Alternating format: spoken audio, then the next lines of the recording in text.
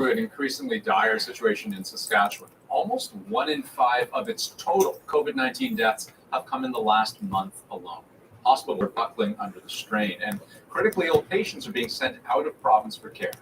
Bonnie Allen takes us inside the crisis tonight. Doctors inside this Saskatoon hospital say it doesn't look like a disaster zone, but with COVID patients stuffed in a laundry room and children's ward, it is one. ICU Dr. Jeremy Katulka is on his first day off in a month. You worry that you start to slip and miss things and make mistakes that could harm patients. So that's really, that's the worst of it for me. 3 of Katulka's patients were sent to Ontario this week, relieving some pressure, but not enough. There are 76 COVID patients in Saskatchewan ICUs. New modeling suggests that could more than triple by January if there are no additional public health measures or vaccine boosters. I am really deeply concerned for the citizens of Saskatchewan and what will happen if more public health measures aren't put in place. The president of the Canadian Medical Association says it's time to stop asking the government nicely. I think what we're seeing is the system in Saskatchewan really collapsing. There's no shame in pleading to the public that so far. Saskatchewan's chief medical health officer broke down in tears yesterday, but also came under fire over whether he has recommended private gathering limits. The government won't implement them. New cases seem to be trending down, but testing has dropped too. I think it's really somewhat nonsensical that we have a province that is really the epicenter of COVID-19 in the nation right now, have some of the lowest level of public health restrictions. The situation is unsafe in the ICUs right now with the number of patients we're seeing, and we're not able to offer necessary health services like surgeries. Saskatchewan has already sent 6 ICU patients to Ontario and today confirmed it will send another 3 by Sunday. The province has also asked the federal government to send healthcare workers. Bonnie Allen, CBC News, Little Lake, Saskatchewan. A new warning today about COVID-19. The World Health Organization said the pandemic will drag on much longer than it needs to, well into 2022, if poorer countries aren't provided with more vaccine and fast. To have the vaccines available in one half of the world and yet to deny them to the other half of the world is one of the greatest international public policy failures imaginable. The WHO is calling on the world's richest countries to immediately live up to their vaccine donation commitments. More than 1 billion doses had been pledged to developing countries, but just 1/8 of that has been delivered. In wealthy nations, the concern isn't a lack of vaccines, but the resumption of pre-pandemic behavior. Take the surge of cases in the UK. More than 50,000 new infections announced just today, the most in months. As Margaret Evans reports, even that grim record is not enough to trigger change. How do you learn to live with a virus when it's still claiming lives? It's a question many in Britain are asking after the government rejected calls from scientists and health bodies to reintroduce COVID measures like wearing masks indoors. The UK Health Minister says the strategy is to build a vaccine wall, encouraging those eligible to get booster shots. We're looking closely at the data, and we won't be implementing our plan B of contingency measures at this point. Critics are asking, if not now, then when? Hospitalizations are increasing, deaths are increasing, almost 1,000 people a week. Susan Mickey is part of a government advisory body, speaking here personally. I would say it's a failure of leadership. What has happened time and time again is one rule for us and one rule for you. So we're having leading ministers today saying, oh no, we're not going to be wearing masks indoors in crowded places because we all know each other. The UK is an outlier compared to its former partners in the European Union. On average, there are nearly 45,000 new COVID infections here every day. Compare that to France, where the number is less than 5,000. Earlier this month, a British parliamentary report said that delays in acting early on resulted in tens of thousands of preventable deaths. Another kind of wall, this one filled with hearts dedicated to those who've died of COVID-19. Sophia Na lost her father in February.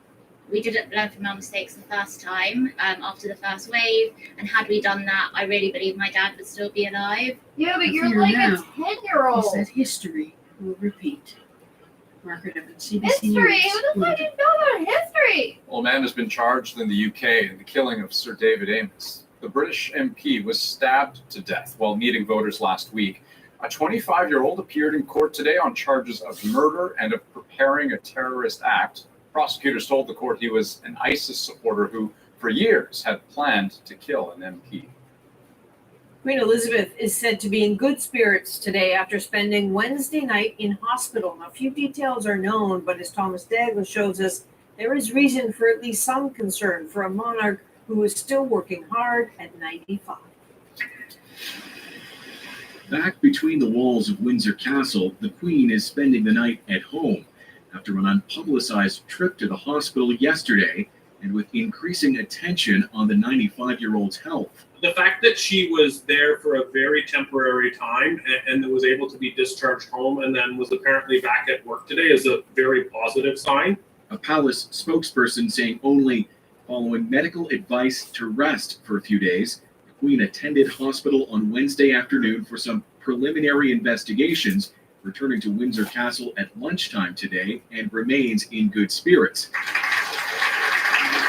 If there are whispers of concern for Elizabeth's health, the family is keeping it to themselves, with Prince Charles today attending a charity event at St. James's Palace. As COVID restrictions ease, the Queen has been carrying out more public duties in person, planting a tree for the cameras, the Wales Act 2017, opening the Welsh Parliament last week, and just this past Tuesday at Windsor Castle, hosting business leaders and smiling all along. It may be that she just overdid it. I think we're going to see more of this. Simply, not so much because the Queen's health may deteriorate. Officials have to be more cautious.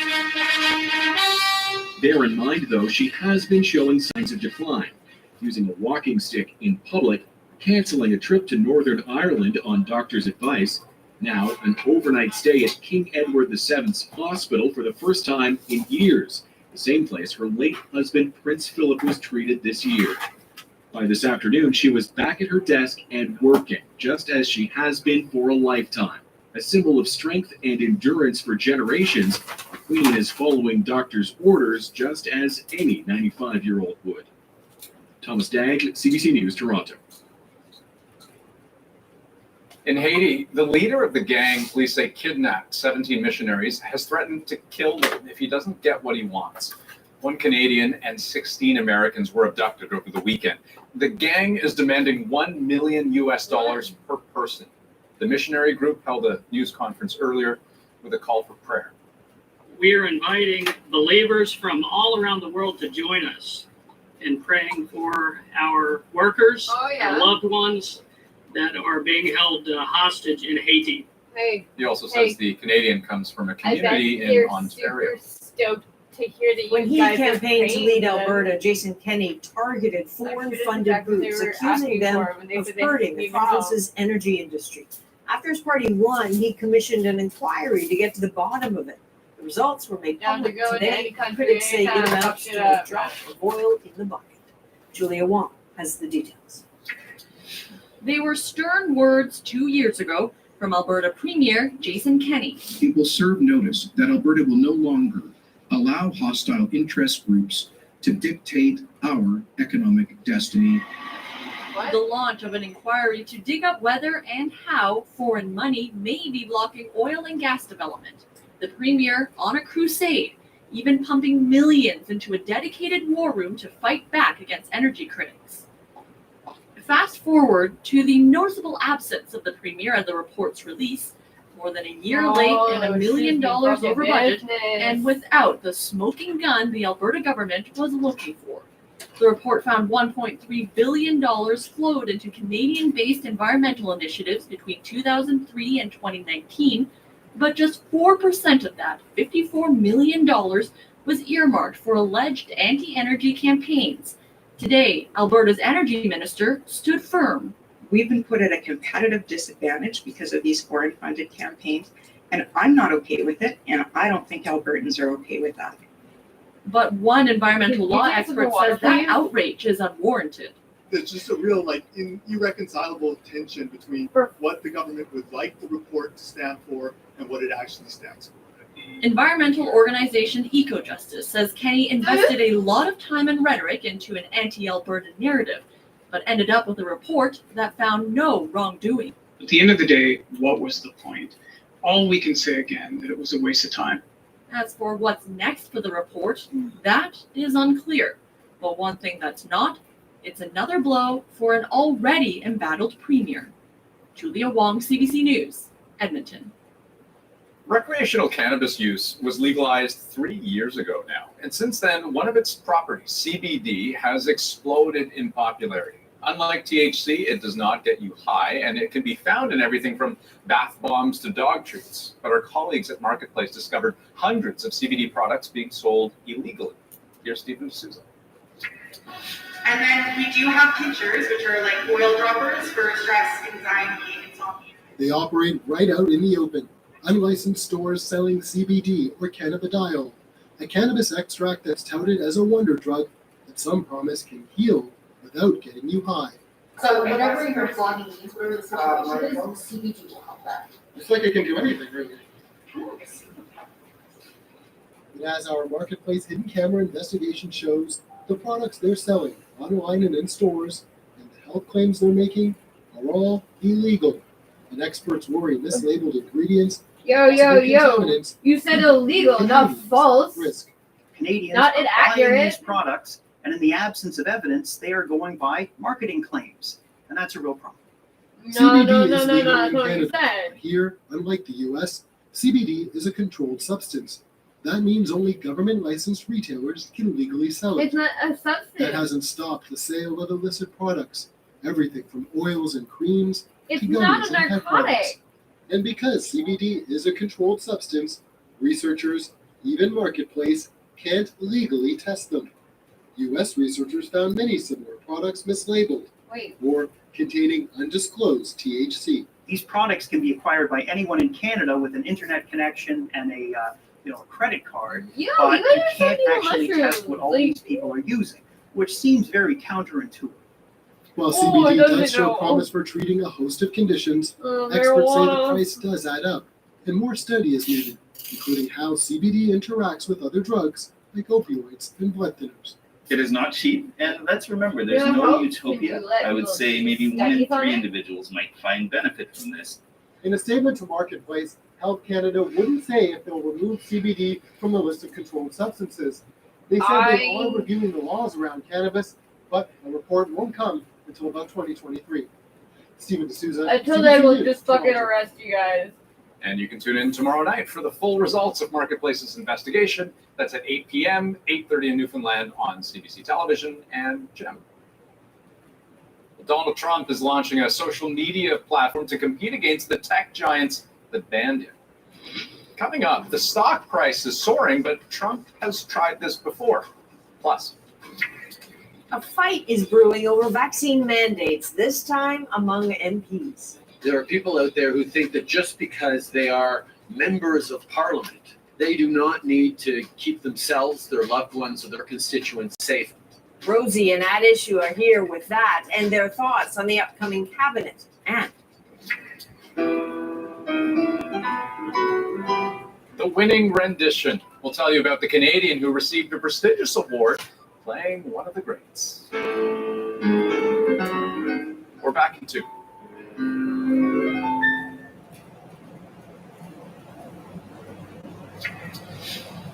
Authorities in the U.S. have confirmed the human remains found in Florida yesterday were, in fact, Brian Laundrie's. He had been the only person of interest in the death of his fiancée, Gabby Petito. Her remains were found in Wyoming a month ago. after 9 months of social media exile for his role in the January 6th Capitol attack, former U.S. President Donald Trump is launching his own social media platform. Trump says Truth Social will rival tech giants Facebook and Twitter that banned him permanently earlier this year. We'll have a long way to go on that score, but shares of the digital company he's partnering with skyrocketed 400%. The announcement came just before Congress voted to approve criminal contempt charges against Trump's former advisor, Steve Bannon, for defying a subpoena from the January 6th committee.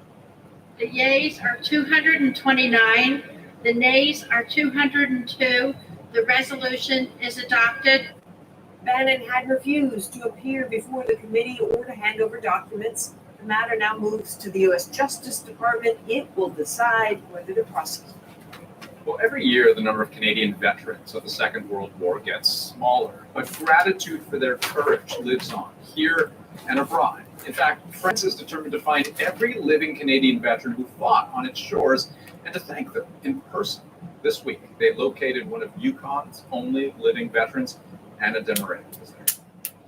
Fuck finding Native children, though. At just 20 years old, Lance Corporal Joseph Novak was willing to make the ultimate sacrifice. Genuinely cannot listen to white people's problems anymore.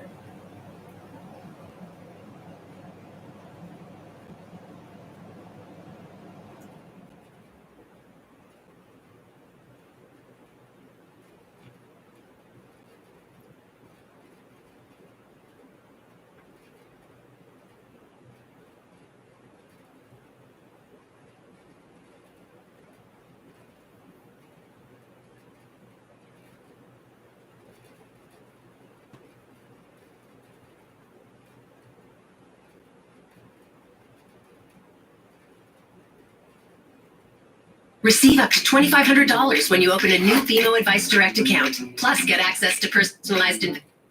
After 2 years of failed attempts, a scandal, and a Hulu documentary, WeWork is.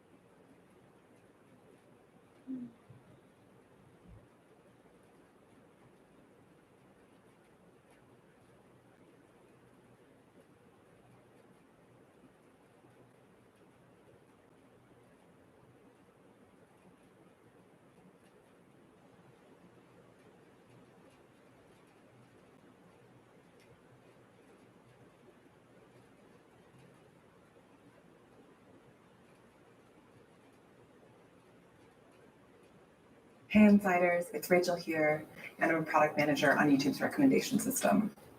Today, I'm going to answer 5 of your questions about the algorithm, so let's get to it. All right, question number 1 is from Clear Learning, who recently heard that it might not be a good idea to share videos outside of YouTube if we can't correctly measure how a video truly performs regarding metrics like click-through rate. So this is a good question. You should absolutely share your videos outside of YouTube. Our recommendation system is primarily learning from how videos perform when they are offered up to viewers on home or suggested. So when we recommend the video, how is it doing? Do viewers choose to watch it? How much and how long of the video do they watch? And if they're satisfied. If your videos get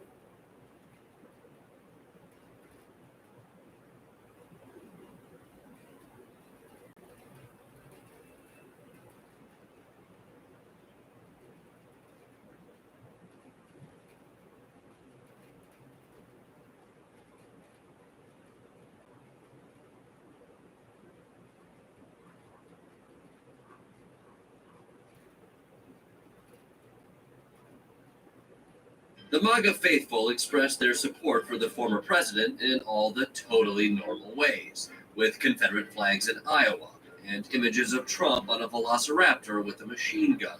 You know, people say, oh, Trump's there, that's a cult, blah, blah, blah. But I feel like cult is such a negative word. We are not a cult. We are a group of Americans that love our country and want it back. Are there any old hits or things you hope he goes back to?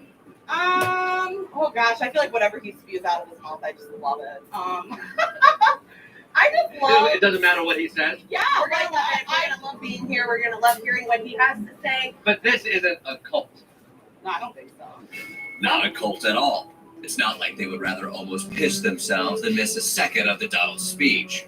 But if they're already looking to Trump's yet-to-be-announced 2024 campaign, what are the big issues? I really hope he gets to the topic of the border crisis. That's one of the bigger things right now because that's completely being brushed under the rug. And you're from Iowa? I'm from Iowa. Yeah. So you're worried about people coming from Minnesota? Trump's potential campaign would also be about healing the broken nation caused by the current Biden administration. I mean, obviously, this administration is doing all it can to pit each other against each other. Yeah, every way, shape, and form, they've been trying to divide it. Yeah, it's like this administration is giving the middle finger to half The whole country, if you ask me. And that's the just whole damn country. That's just wrong. Yeah. It's absolutely. We shouldn't be giving the middle finger to half the country. Right. We should be loving one another, working We together. should be. We should be working together. Right. It doesn't matter what your opinions are. We can still be civil to each other and still be this great country that we are supposed to be, or we were at one point in time. Doing this is childish. Yes. I've had people stop talking to me for my views. We should show respect. Yes. What's going on in your shirts? I think they speak for themselves, do they not? Why doesn't someone want to engage with that? Am I right? Exactly. This is sort of like the Trump welcome sign, right? Maybe the most surprising moment of the rally was when I ran into an old friend I thought I'd never see again. Q's back! And there's Q shit everywhere! Yes, the online conspiracy following a mysterious character known as Q was more popular than ever. Is that a Q? Yeah, Are you a Q supporter? certainly. Wasn't Q's whole thing that Trump would be reinstated as president? It's never left. There's no doubt in my mind, 150,000%. That he's still president of the United States? Really? Does he still hold the powers of the presidency? Well, he's been flying around the world on Air Force One. It says something. I thought Joe Biden's technically on Air Force One. No. So they're faking it? Yeah, it's not even a president. Who is running the government right now? President Trump He's running the government. and the military. And he's running the military. So we should blame him for what happened in Afghanistan. No, But it's still his fault. it's way beyond my. Understanding. I'm Thank you for talking to me, George. Enjoy seeing current President Trump. Thank you. So Q is telling them that Trump is still the president and also where to park their cars. A lot of characters here today. We have a woman directing traffic wearing a QAnon shirt. I assume she's also inspecting cars for lizard people and make-believe pedophile rings. And thanks to online bullshit, they have a very interesting take on who was behind the January 6th insurrection. Oh, Antifa, like the corrupt FBI, basically rhinos, corrupt politicians, the deep state, all of that. I don't believe that it was people like me and people like you see over there in that crowd that did it. Who was behind? FBI, CIA, Antifa were used. Other groups like that. It seemed like a lot of them were going into the Capitol to attack Nancy Pelosi and perhaps hang. Who? What's that? Who? Which one? The one with the bullhorns? He's not a Trump supporter. I don't care what his resume says. He's not a Trump supporter. In fact, do you remember the picture of the plane in Afghanistan with all the people running next to it? That was a balloon plane. If you look at the pictures of the real plane, there's pieces that are missing from the real plane to that plane. So you're saying there's a conspiracy around the Afghanistan withdrawal? No, I'm saying that there was one guy there who ran. It's the only guy who turned to the camera and waved his hands. Do y'all remember that? Everybody remember that? Holy shit, the he's guy right. With horns on his hat. He was in Afghanistan. Yes, go look at the pictures. I think he's in jail right now. No, that's what they take. Who's gonna? We gonna find pictures of like the horn guy in like the background of the old Civil War? Not a Trump supporter. In fact, do you remember the picture of the plane in Afghanistan with all the people running next to it? That was a balloon plate. If you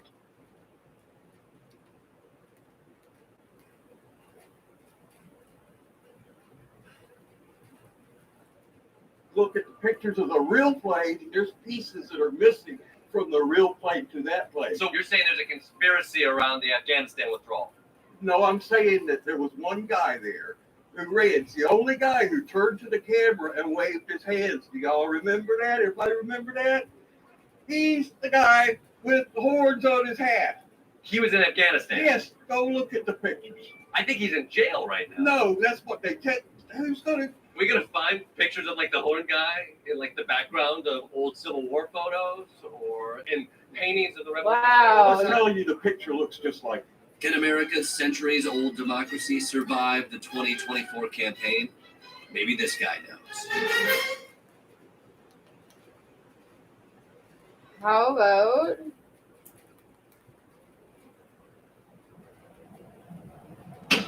don't talk to people like they're garbage, maybe? And then be surprised when they don't like you.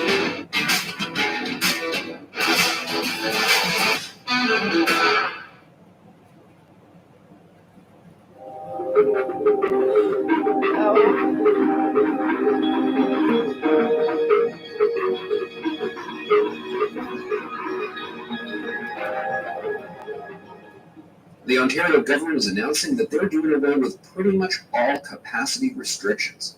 News that is being celebrated by a whole bunch of businesses that were tired of the restrictions on their capacity. But now the question becomes, what's next to be done? Is that enough? Should we be doing more steps sooner? One of the things that I often lament about the discussion about COVID-19 in Ontario is that we operate in something of an information silo. We like to applaud ourselves that we're very worldly, cosmopolitan people in terms of being aware of what's going on all around the world. And I think that's usually true in non-pandemic times. But these days, it seems like a lot of people in Ontario just aren't all that aware of what's going on all over the world in other jurisdictions that I think are doing a, quite frankly, more nuanced job of dealing with their COVID restrictions. There's a lot of places that have far fewer restrictions than in Ontario. And actually, if you'll remember earlier this year, Ontario Premier Doug Ford, he actually did kind of brag that by some measures, Ontario did have the strictest restrictions. So what am I talking about? Well, there are jurisdictions where small kids do not wear masks in school. Many countries, many European countries that are doing that, many places in the United States. Whereas here in Ontario, the little kids have always worn masks in schools. When are we going to do away with that? There are some places that have actually done away with masks entirely. England got rid of them in July. No more mandatory masking pretty much anywhere. That was months ago, and it does not seem like they're planning to return to mandatory masks at any point. When are we going to get rid of the masks? It's an earnest question. If not now, then when? A month from now? 2 months from now? A year from now? 2 years from now? When do you think it should happen?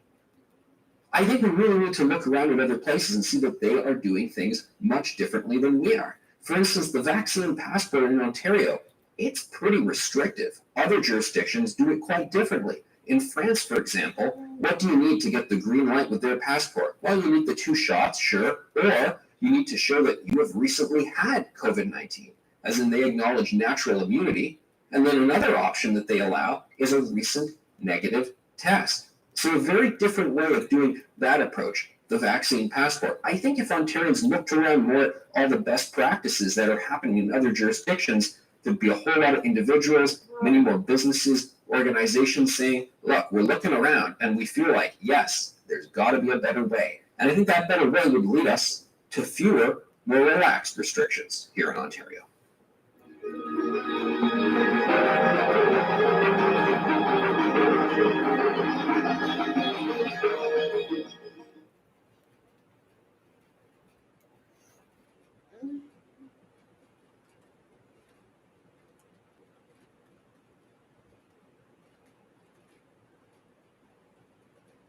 Welcome to Leo Vegas Online Casino. Spin the red-hot wheels of Fire Joker and watch them go up in flames when you... In the early 1960s, the pharmaceutical company behind the drug thalidomide tried to convince Dr. Francis Kelsey, a scientist from the Food and Drugs Administration, to approve their drug. A stubborn stickler of a medical officer in the Food and Drug Administration, Dr. Frances Kelsey. She refused to approve sale of the drug in the United States. Thalidomide was eventually blamed for causing birth defects in tens of thousands of children around the world, with many more dying at birth. Thanks to the diligence of Dr. Kelsey and the FDA, children in the US were spared. The FDA has a tough job. It needs to ensure that drugs are safe. The decision it makes are life-altering, in most cases for the best. But not always. FDA failures have been blamed for contributing to the opioid epidemic and giving false hope to Alzheimer's patients by approving a costly and unproven drug. This is in fact a tremendous controversy in the scientific and medical world.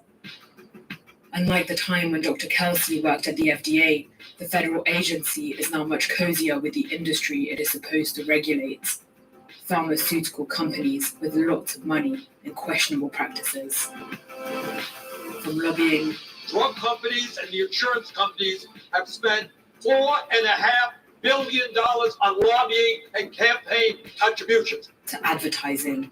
Ask your doctor if Myrbetriq is right for you. And price gouging. Everybody's doing it. In capitalism, you try to get the highest price that you can for a product. Today, the FDA's mission is more critical than ever.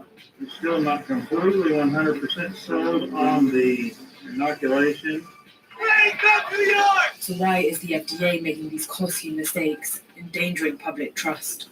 We will not comply! This is how the FDA needs to do a better job at protecting Americans from the greed of some pharmaceutical companies.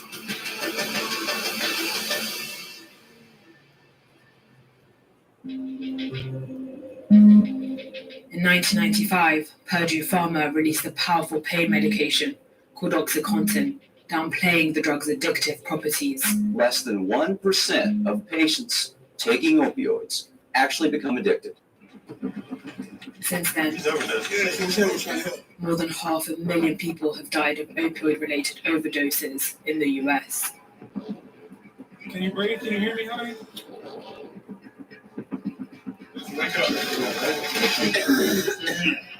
Thousands of lawsuits have been filed against Purdue Pharma and other opioid makers. The global settlement announced today involves the company pleading guilty to 3 felony counts for defrauding the United States.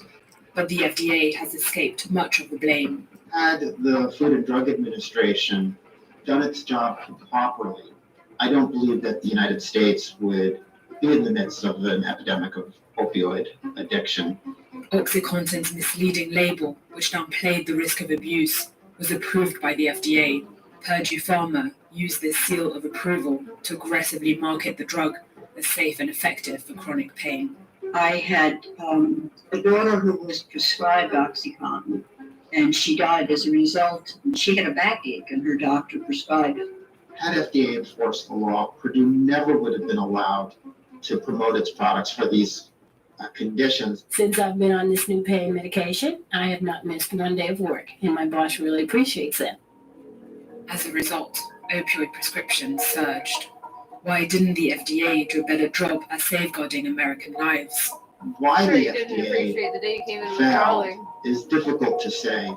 Doctors across the country were hearing that patients are suffering needlessly because of an overblown fear of addiction, and the compassionate thing to do is to prescribe opioids more aggressively. They don't wear out, they go on working, they do not have serious medical side effects. It's possible that some of the FDA officials were influenced by this same campaign, a campaign promoted by the pharmaceutical industry. And so maybe to give some of these officials the benefit of the doubt. In 2002, as the dangers of OxyContin became clearer, eventually it stopped working. Was probably the most unbelievable, excruciating, horrible time in my life.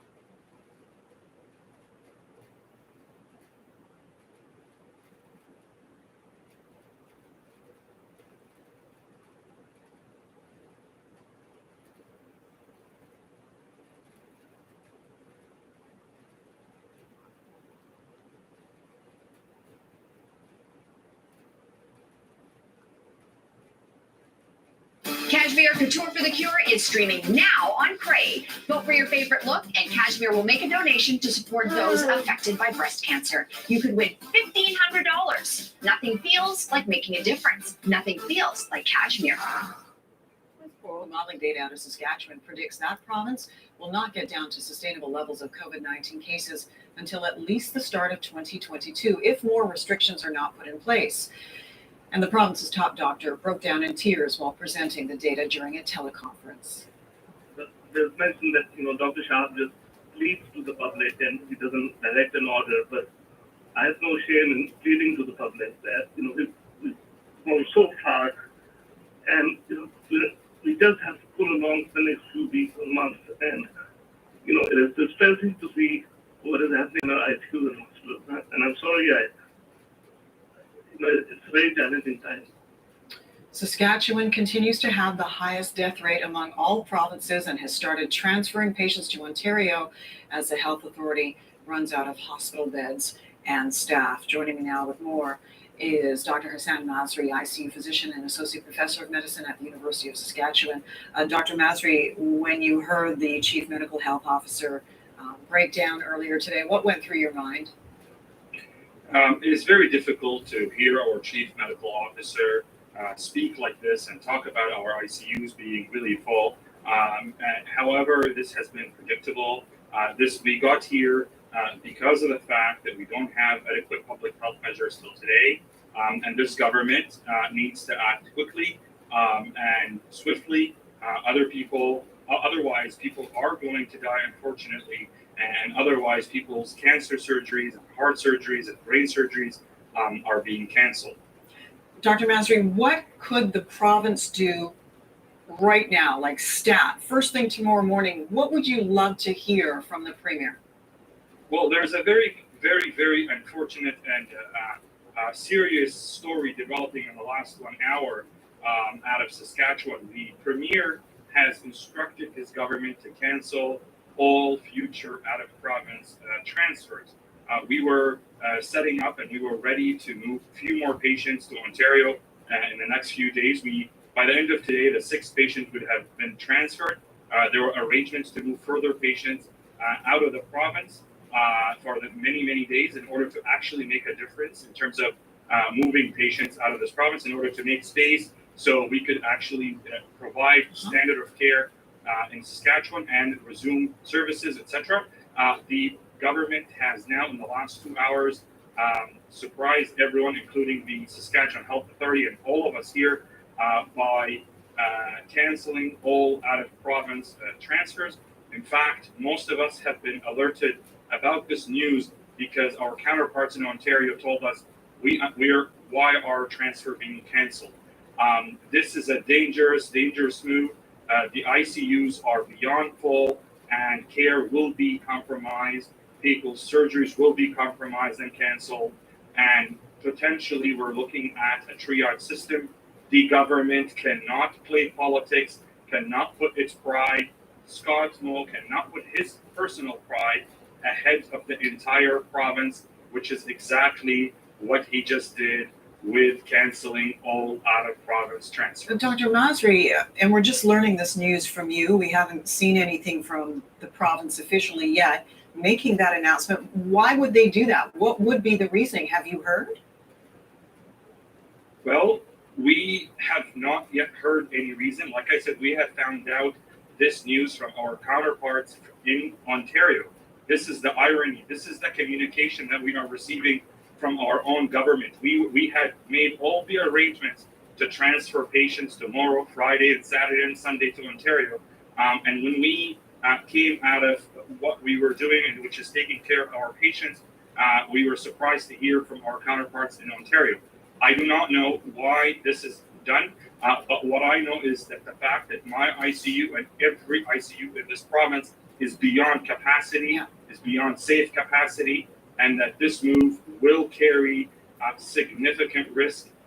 There is no doubt that at this point, surgeries for tomorrow will be canceled, and that potentially we are looking at a compromised care for the citizens of Saskatchewan. I can't think of anything to answer your question in short, except pride and politics. Dr. Masri, I'm flat out of time, but I just want to be very, very clear here. Have any patients, COVID-compromised patients from Saskatchewan, been transferred to Ontario like they were supposed to be, or are all future transfers canceled? 6 patients by the end of today will have gone to Ontario, and there was plans for a lot more patients to be transferred, and the government has now instructed health authority that no longer is allowed. The program is canceled. Okay. At least, whether it's permanently or temporarily, that's for the government, but the government is not communicating with anybody about its own decisions. We will look into that. I appreciate your time, as always. Dr. Masri, thank you so much for coming on. My face is different, but with New Look's 3D scanning app, I can get glasses made just for me. Big glasses or small glasses.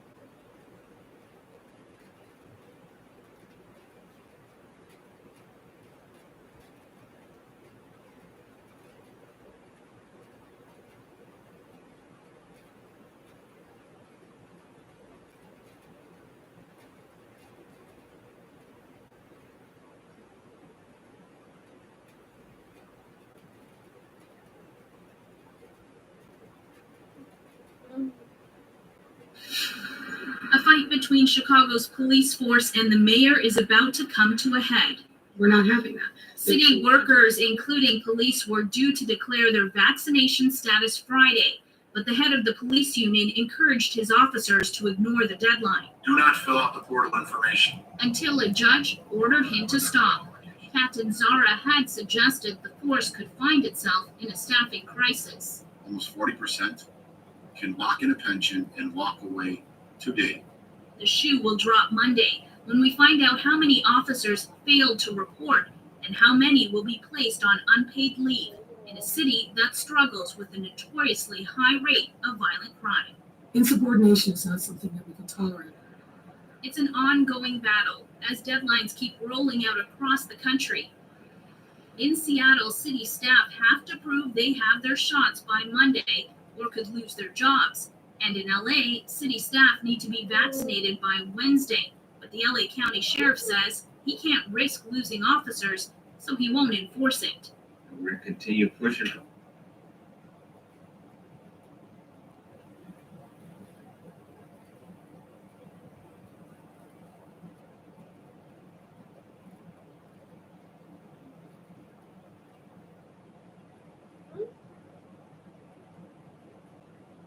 People are dying just waiting for medical attention. And it explains why Joe Biden is done asking nicely. We've been patient, but our patience is wearing thin. He's betting that as much as we love boomer rock, taking medical advice from aging boomer rockers, and amateur tropical getaways, there's something we love even more. Our jobs. Okay, not the jobs. They're getting paid. Biden is ordering companies with 100 or more employees to make sure their staff are vaccinated or getting tested for COVID every week, or else face a nearly $14,000 fine per violation. Naturally, Republicans love this. More than 20 Republican governors are lined up in opposition. It's just flat out tyrannical. This is a propaganda campaign to basically label anyone who's not vaccinated as an extremist. Again, it's an obscene overstepping of authority. It needs to be challenged in the courts. Saying he's losing patience with people. You know, at the end of the day, we don't live with a one-person rule in this country. We live in a constitutional system. To put it in terms my 8-year-old niece would approve of, there are a few buckets of horse pucky in this debate. For starters, vaccine mandates are not unconstitutional. They're as old as the Republic. Noted socialist and diehard freedom hater George Washington ordered mandatory smallpox inoculation for the Continental Army in 1777 over intense objections. Spoiler alert, he won, and so did his inoculated army. The Supreme Court upheld state-level vaccine mandates twice, in 1905 and 1922. Back then, cops in New York and Boston were literally conducting nighttime raids on tenements and holding people down while vaccinators stuck needles in their arms. Today, every single state in the U.S. mandates vaccines for school children, although you wouldn't know it to hear governors pounding the table over Biden's iron vaccine dictatorship. Thank you, Vaccine Mussolini. Mississippi's Governor Tate Reeves blasted Biden for a terrifying unconstitutional move and vowed Americans would keep their freedom from tyrants. But Reeves' state has one of the toughest school vaccine mandates in the country. Mississippi doesn't even allow for religious exemptions. Now, despite all this history, there is a lot that's brand new about Biden's move. The established mandates have been state mandates, and this one is being implemented by a federal agency called the Occupational Safety and Health Administration, or OSHA, which has never done anything exactly like this before. OSHA's job is supposed to be making sure people have a safe place to work with, like, hole punchers that don't explode or whatever. But OSHA typically takes years to develop rules and order companies to implement them. Biden ordered OSHA to move a hell of a lot faster than it normally does by issuing an emergency temporary standard, a maneuver with its own rocky history. Before COVID, the agency had only issued such an emergency standard 9 times, and 5 of those were successfully challenged in court, wholly or partially, including the most recent one, which was way back in 1983. So there is at least a question about whether the 1970 law that established OSHA really gives Biden the power to make this move. And that brings us to perhaps Biden's biggest problem. The court that gets the final say is dominated by conservatives, including 3 justices installed by former President Donald Trump. Nobody knows for sure which way they'll go, and the stakes couldn't be higher. Biden's order covers 80 million people in the private sector. Throw in about 20 million more federal and healthcare workers who have their own separate mandates, and you've got 2/3 of the American workforce. Success would mean millions of people get vaccines who otherwise wouldn't, and the country takes a big step toward making the pandemic go poof. Failure would mean, hell, who knows how long we'll be at the same old routine, and how long I'll be reading the news from this stupid couch, while you check it out during undeclared little work breaks from home. Don't think I don't know. The courts will decide the future of this pandemic in lots of other important ways too, including who can force their doctors to.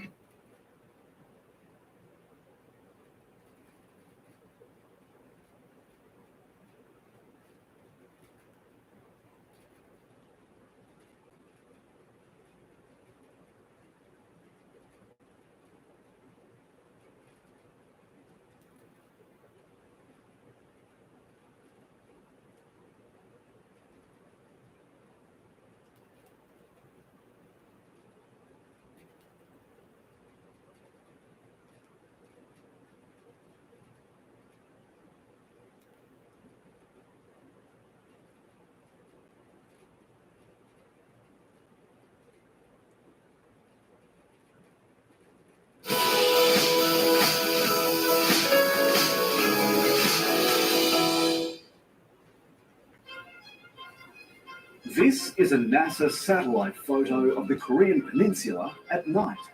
It shows a vibrant south, whereas the north is cloaked in darkness. When we do see North Korea, it's often dominated by the image of one man. He's regularly doing something like this, or quite often this.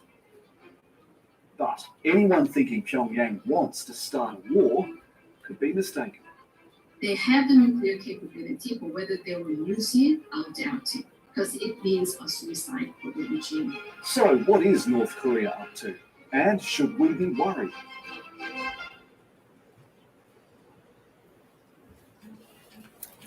The Supreme Leader, as he's known, took over from his father Kim Jong-il at the end of 2011. The Kim family has been in power since 1948, after Korea was divided following World War II. The two Koreas are still technically at war. A peace treaty was never signed. But it's not because of North Korea. Kim Jong-un's grandfather, Kim Il-sung, signed the 1953 armistice. But his South Korean counterpart did not. South Korea didn't sign that armistice because then president wanted to keep fighting against the communist forces in the north so that he can unify the entire country under his rule. When he took over, Kim Jong-un vowed that the time his nation could be threatened was forever over, and he declared a military first. To begin with, he was true to his word.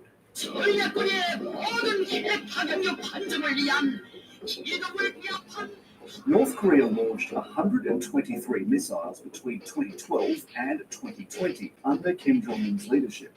That's more than his father and his grandfather combined. In 2017, North Korea tested a missile called the Hwasong-12. Its range is so long, it puts US bases in Guam and the Pacific within reach. Then came the Hwasong-14, the country's first intercontinental ballistic missile, capable of reaching Alaska and even Australia. And then there was the Hwasong-15, a range of 13,000 kilometers, enough to put all of the continental United States in range. The North Korean regime said it's for their own national security. It's a deterrence that they have to develop some sort of a missile capability to guard against this, what they see as a very aggressive foreign power. North Korea also has several hundred short and medium-range ballistic missiles, and that puts some of its closest neighbors at greatest risk if North Korea were to be attacked. The most likely country to be attacked in that scenario would probably be Japan. In fact, North Korea tends to launch its missiles when it tests them to the east, over the Sea of Japan, and in some cases over Japan itself. The regime's keen display of its firepower doesn't seem to be fading. North Korea's state media says this is the country's new ballistic missile system that can be launched from the back of a train. It was the first ballistic missile they had launched in 6 months, and they're technically not supposed to do it. We do condemn the DPRK's missile launches. These missile launches are in violation of multiple UN Security Council resolutions. But while the UN demands North Korea suspend all ballistic missile activity, the same doesn't go for cruise missiles. The UN considers ballistic missiles more threatening because they can carry bigger and more powerful payloads, have a much longer range, and fly faster. This is the usual trajectory of a ballistic missile. It goes above the Earth's atmosphere, and typically missile detection systems notice them there. Compare that to a cruise missile, which stays low, meaning ground-based radar systems can only detect them in the final stages of flight. And it seems acceptable for North Korea to test those. That's exactly what they did only a few days before showing off the new train missiles. One of those could travel 1,500 kilometers, which puts all of this in range, including the 80,000 US soldiers stationed in the region. Whenever they're doing this sort of missile test and a nuclear test, they say it's for their deterrence, it's for their national security, because they're threatened by foreign forces. This new missile testing spree marks a restart of the program after a period where North Korea decided to take a break. For a few years, it was missile after missile. Then, in 2018,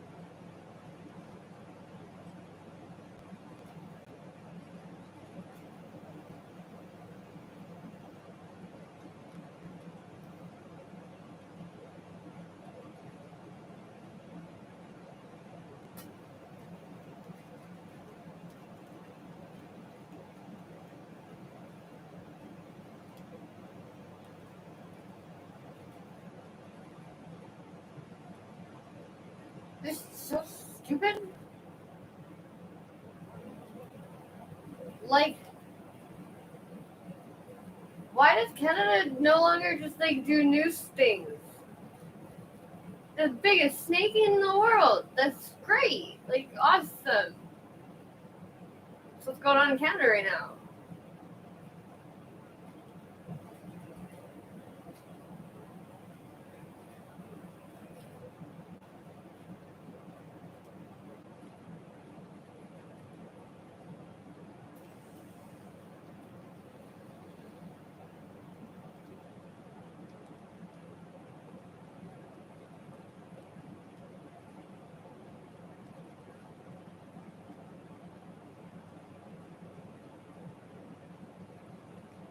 So stupid.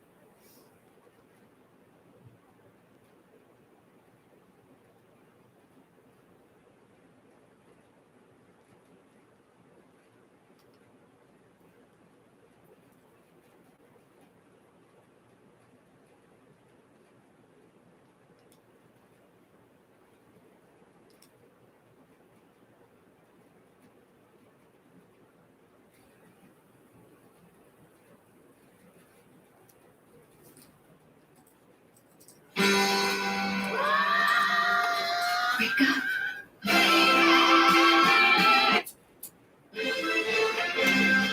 On this Wednesday night, the cost of living and its effect on your bottom line. Canada's inflation rate soars to a level not seen in almost 20 years. My grocery bill has doubled, maybe even tripled. The impact on food and fuel prices and interest rates.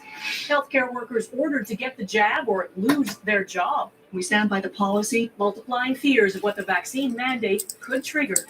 Recommendations for royal rest, why the 95-year-old monarch has canceled a trip. Promise in pigs a surgical first that could one day help people waiting for organ transplants, and status update. They see that they need to evolve themselves. Facebook's plan to rebrand and focus on the metaverse. Global National with Donna Friesen. Good evening and thanks for joining us. We begin with what many Canadians already recognize. The cost of living is climbing in this country. The price of everything from groceries to gasoline to housing is going up, and the inflation rate is now the highest it's been in nearly 2 decades. It hit 4.4% in September. That's the biggest yearly increase since 2003. In the last year, the price of food jumped 3.9%, housing costs rose 4.8%, and gas prices spiked nearly 33%. A number of factors are driving up costs, and one of the key questions is whether interest rates will go up too. Ann Gaviola has tonight's top story.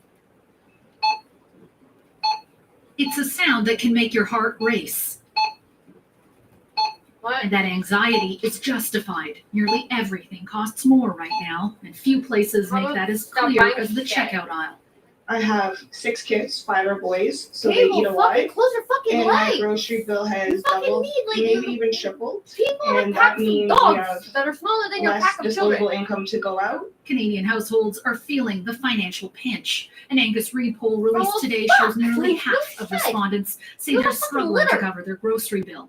In fact, You're a fucking 87% cow. say the rising cost of living is their biggest concern, overshadowing fears of losing income or being jobless. I think everybody just has to learn how to budget, and we have to live with it. There's nothing that we can do. But buckle up.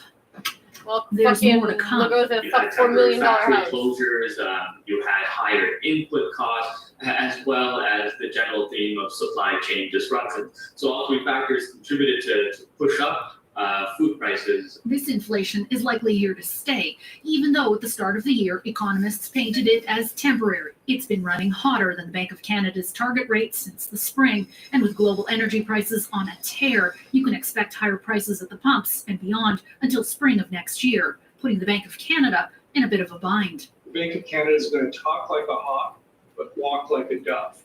Shut up with your There are changes weird coming to some of the teeny programs windows. millions of Canadians have relied on during the pandemic. The Canada Recovery Benefit and wage and rent subsidies for businesses are all set to expire this weekend. And today, Ottawa laid out how it will continue to support individuals and businesses. Here's part of that announcement by the Deputy Prime Minister and Finance Minister, Chrystia Freeland. Today, our support needs to be more narrow, more targeted, and less expensive.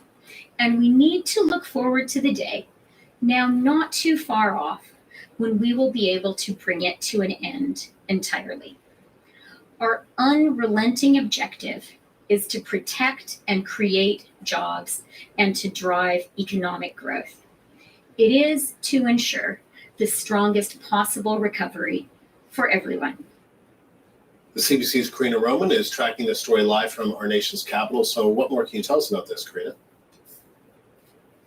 So this is really the government's attempt, as Chrystia Freeland said, to do a final pivot that hopefully eventually we won't need any of these programs because the pandemic will be over. So what they've announced today is that, these programs are this broad support that we've all, some people have come to rely on, but others just know about, is coming to an end. And that would be October 23rd. So this is what happens next. For businesses, there are two new programs.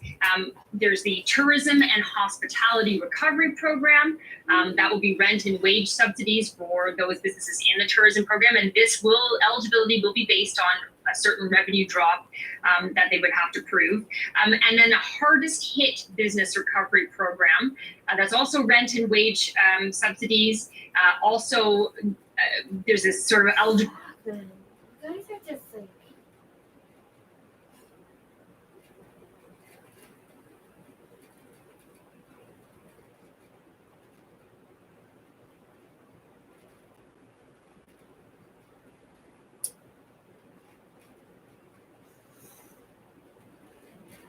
Oh my God.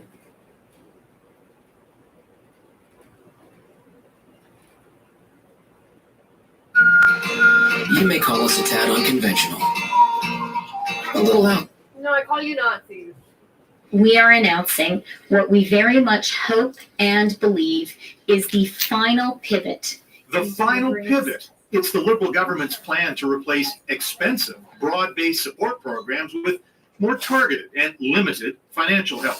We're now in a new phase, one that is very different from the darkest days in our fight. Most of the support in this new phase will be for travel and tourism businesses, which can continue to get a 75% wage subsidy. But employers in other sectors would have to show at least a 50% drop in revenue just to qualify, and that would only get them a 10% wage subsidy. The bar is too high and the subsidy too low to make a big difference for many businesses that are hanging on by their fingernails. Support for individuals will be limited to specific situations. For example, if a local public health authority imposes a temporary lockdown, Canadian workers could be eligible for a $300 a week benefit. We're putting this insurance policy in place now to ensure that provinces, territories, and municipalities can continue to make the right public health choices.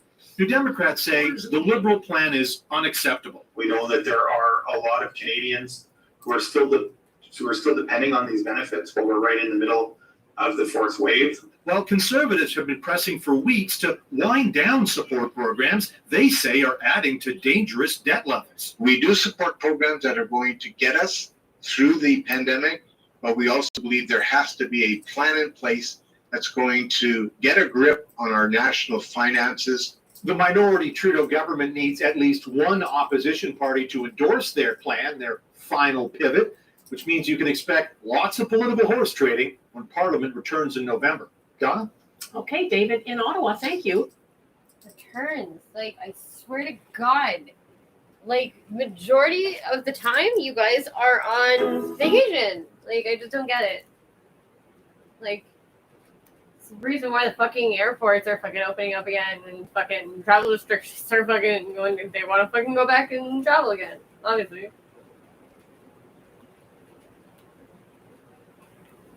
It'd be nice taking like fucking 12 vacations every year.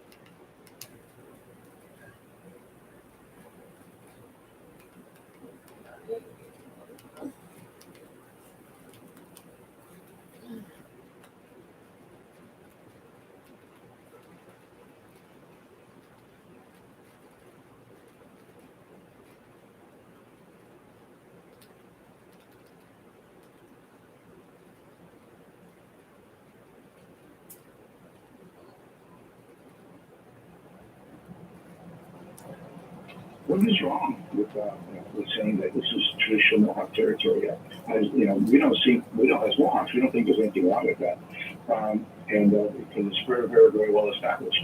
Is it right to say that it's not the territory of the people who are so obviously rooted historically and contemporarily to that territory? It just seems like such a racist set of ideas brought to play on this.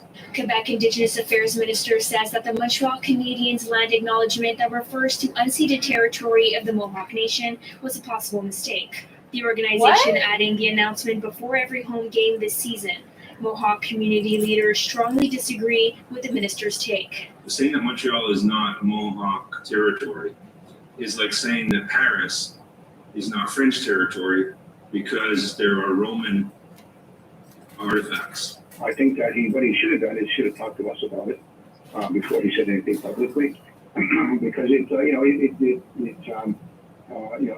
looks like he's taking sides in this issue, and I don't think the minister should be doing that. Canada and Quebec and the minister's government are actively opposing the resolution of our land claim on the South Shore of Montreal, and I think that that's a very important consideration in this discussion, is that people have to understand that there's a political motivation for this, and acknowledging the obvious fact that there are Indigenous peoples of many nations in Montreal, and that historically the island of Montreal, which we call Gawanode, has been Mohawk territory, but been occupied by many different nations and visited by many different nations. The Habs land acknowledgement acknowledges the Ganyankahaga or Mohawk Nation for the hospitality on what it refers to as traditional and unceded territory. Quebec Indigenous Affairs Minister Ian Lafrenière said, while it's important to recognize that First Nations were here before others, it may be inaccurate because it enters into an area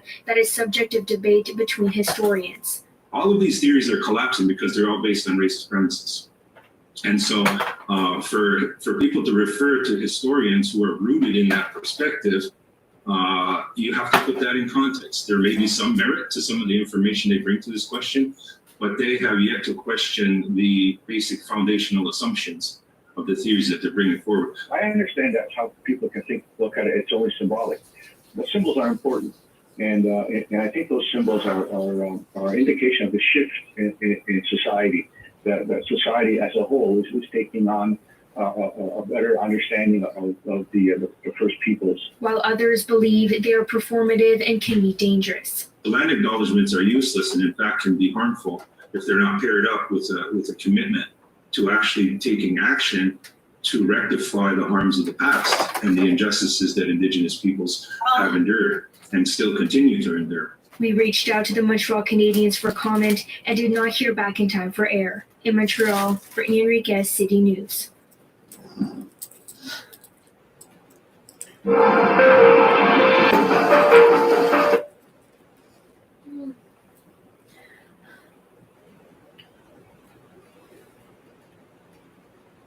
This is What I like about Verdun is there's the boardwalk. So if you want to escape the town, the downtown, you can feel like you people ruined you can this just relax, place enjoy for me. time with your friends and family. As well, you can do everything by walk. You don't need a car. And you can have the groceries, you have local stores, now you have bars basically, restaurants. There's something for everyone. First of all, I really love the fact that there's the water nearby. So you kind of feel like you're outside of Montreal, but you still have access to what's nice about Montreal. So your little shops, your little markets, and you can walk everywhere.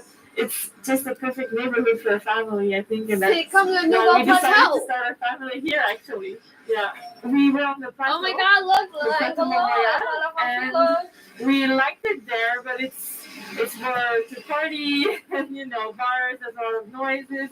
Here, it's really calm in the evening. I So, think 4 people. that's probably why we decided to come here in Verdun. Yeah. I would say Marché Robin is probably one of my best spots to go eat and buy my groceries. The neighborhood is amazing. It's very it has a real neighborhood feel. A lot of young families. It's got this mix of immigrants and just this new wave coming in with the old. It's near the fleuve. You're like 20 minutes from the city by bike. There's so much greenery. I'm a nature freak, so for me. Oh, fucking cat. Oh, God damn. Oh, we need to move. Oh, God. We need to find an island to move on to.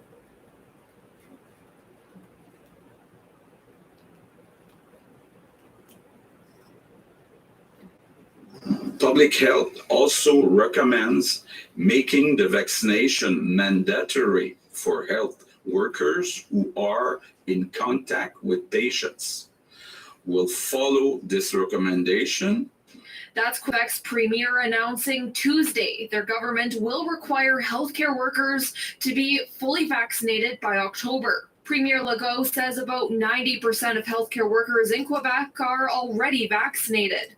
The 10% who aren't pose a real risk to vulnerable patients. We do know that vaccines work very well in preventing people from getting COVID and in keeping people out of hospitals. Alberta Health confirmed with City News the province is not following Quebec's lead and is not considering mandatory vaccines at this time for healthcare workers. However, Edmontonians seem to think otherwise. I believe in vaccinations. I think all the health workers should be vaccinated. I think it'd be much safer for everybody, especially the health workers, just for their friends and family. But I know if I were a doctor, I'd feel better about being one if I were fully vaccinated. Hospitalizations are on the rise But in you're Alberta, not, with so 115 people in that's hospital probably a good Tuesday, reason as to why you're not 44 a of which doctor. in ICU. 80% of opinions those just a patients thing are that unvaccinated.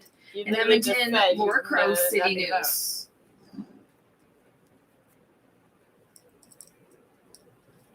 I know, Bobby. I'm trying, baby. New Villaggio Artisanal Baguettes. The classic art of European baguettes, baked fresh in your own kitchen. New Artisanal Baguettes, inspired by Europe, baked at home. Did you know you can advertise to millions of Canadians for free? Make sure potential customers easily find your business with a free online listing. Share key information like your location, your opening hours, and your photos.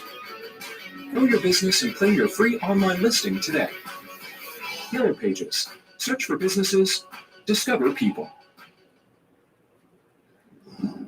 In the coming weeks, Health Canada is expected to approve the Pfizer vaccine for children between the ages of 5 and 11. This, of course, is giving parents a lot to think about. So we've been reaching out to doctors and scientists all across the country to answer questions and We address all know how much concerns. they It is a fucking can't stand complicated doing decision, that. and I'm not arguing against that. And it's good to talk about pros and cons. We did a call out on social media and received hundreds of responses. Here are some of the top questions parents have about vaccinating their children. What would be more common, a child getting heart inflammation from a COVID infection or from taking the vaccine? Heart inflammation post-COVID is higher. It is higher in all age groups, whether it's teenagers and older. As of October 17th, Public Health Ontario reports 455 cases of the heart condition. That's after more than 22 million doses of mRNA vaccines were administered, and almost all cases were very mild. The highest reporting rate was in males between the ages of 18 to 24. Dr. Fatima Kakar with the University of Montreal tells me the inflammation that can happen in children after contracting COVID is believed to be more common and more severe. Brings kids to the ICU and is what we call this post-COVID syndrome. And that we're looking at estimates, but we think it could be anywhere from 1 in 3,000 to 1 in 100,000. I got an email from one mom who is double vaccinated but would like more transparency in respect to the risk of COVID-19 in children. In most children who get this infection have a mild infection. There's no question about it. During the first 3 waves in Ontario, more than 70,000 kids under 18 contracted the virus. 401 were hospitalized and 39 were in the ICU. And during that time, 2 children died. Dr. Kakar has been looking into this data nationwide. You know, when we looked at all the kids who were hospitalized, 60% of them didn't have any comorbidity. So it's a gamble to know which kids are going to be sickest from COVID. A lack of long-term safety data is another concern that so many parents are talking about. Could this have effects on my child's development? Could it cause cancer, infertility? Biologically, those things can't be affected by what's in the vaccine. And that's why we're reassured that long-term, even if we don't have data, we know how hard it is to alter human genetic material, and nothing in this vaccine component is able to do that. What side effects can you expect? Will they be similar to what adults experience? I can't, like.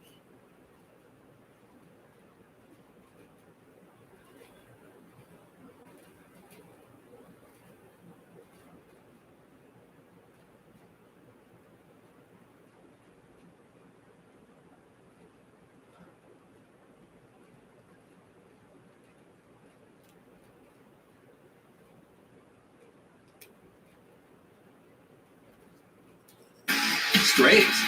Tuesdays at 8:30 on CBC and CBC Gem. As the wind and rain of Hurricane Maria whipped through the island of Puerto Rico on the 20th of September 2017, residents of Toa Baja hunkered down in their houses to brave the storm. Maria beat its full force against the coastal town, and a massive storm surge flooded Toa Baja, trapping thousands. In the aftermath, as the community picked up the pieces of shattered houses and mourned the 8 dead drowned by the wrath of Maria, anger and resentment simmered. How could a storm supercharged by climate change do so much damage to an island and community that have done so little to cause the climate crisis? Why do those who contribute little to the climate crisis bear the brunt of its force? Today, we'll unpack that question and more. Today, we reflect on climate debt, what it is, why it's so important, and how we can make sure those at the front line. I don't know what that has anything to do with Quebec.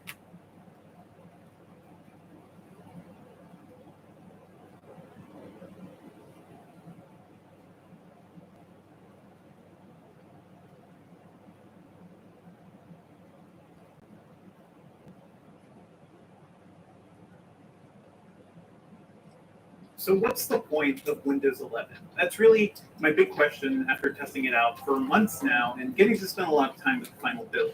With Windows 10, Microsoft basically had to make a huge course correction from Windows 8, which, if you'll remember, was really focused on touchscreens and tablet PCs and just things that people weren't really using when that thing launched. And before that, there was Windows 7, which itself was an apology for Windows Vista, which was too bloated and slow and kind of a really dumb follow-up to Windows XP. So there's kind of a story to all of these Windows versions over the last few decades, and Windows 11 just feels different.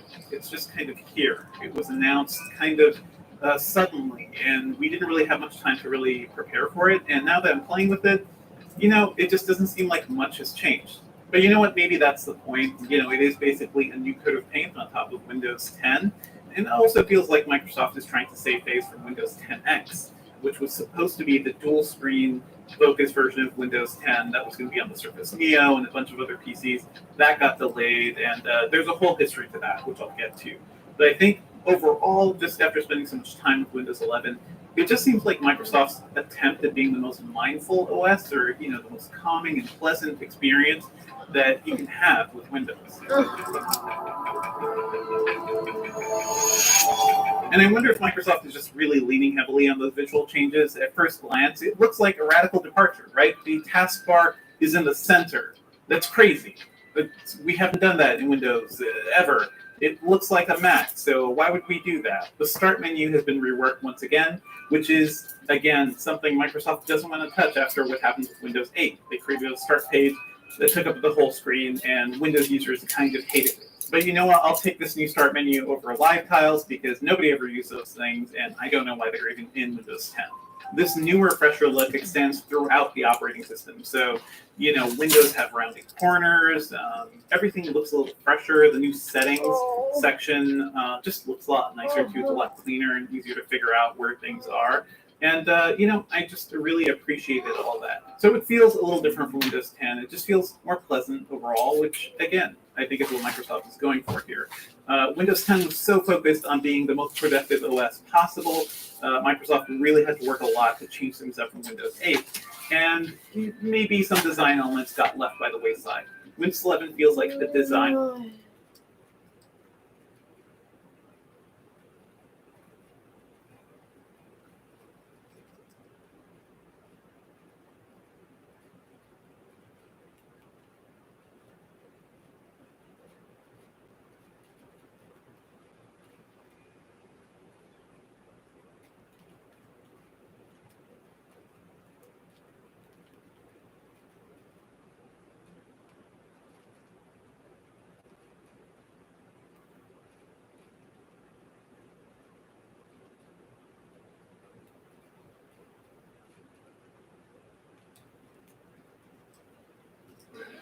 Regardless of their true intentions, Fahim Jami was surprised by comments made by Ontario's Premier. Our attitude towards new immigrants should never, ever be like the words that Ford used. He needs to clearly select the words and be a good representative in terms of welcoming immigration. Jami, like many others, are calling on Premier Doug Ford to apologize for saying this while speaking about Ontario's need for skilled workers. You come here like every other new Canadian has come here, you work your tail off. If you think you're coming to collect the dole and sit around, not going to happen. Aziz Amiri says Ford's comments are not only damaging, but rooted in ignorance. The majority of unemployed folks here in Canada and many other Western countries are the local that they are unemployed. Yeah, no shit. In question period, the NDP called on Ford to apologize. I have been pro-immigration from day one. The Premier did not. I'll tell you how Ford Nation was created. They came to this country. They couldn't get a hold of any NDP Liberal leaders, but they got a hold of the Mayor of Toronto. They got a hold of the Premier. We show up to their door. We return their. He is someone who appreciates the diversity of the city and the multiculturalism, but at the same time, what he said is wrong. So he should apologize. Back at Queen's Park, the leaders of the NDP, Liberals, and Greens all agree an apology is needed. And I think what it demonstrates is a premier that has some pretty distasteful and inappropriate values and beliefs around immigrants. I'd encourage Doug, get out of the bubble, get out of the 1950s, take a look at modern Ontario, be comfortable with it, support it, and let's move forward. Yeah. Matthew Bingley, Global News. Xenophobe. Showcase your company with high-quality branded merchandise.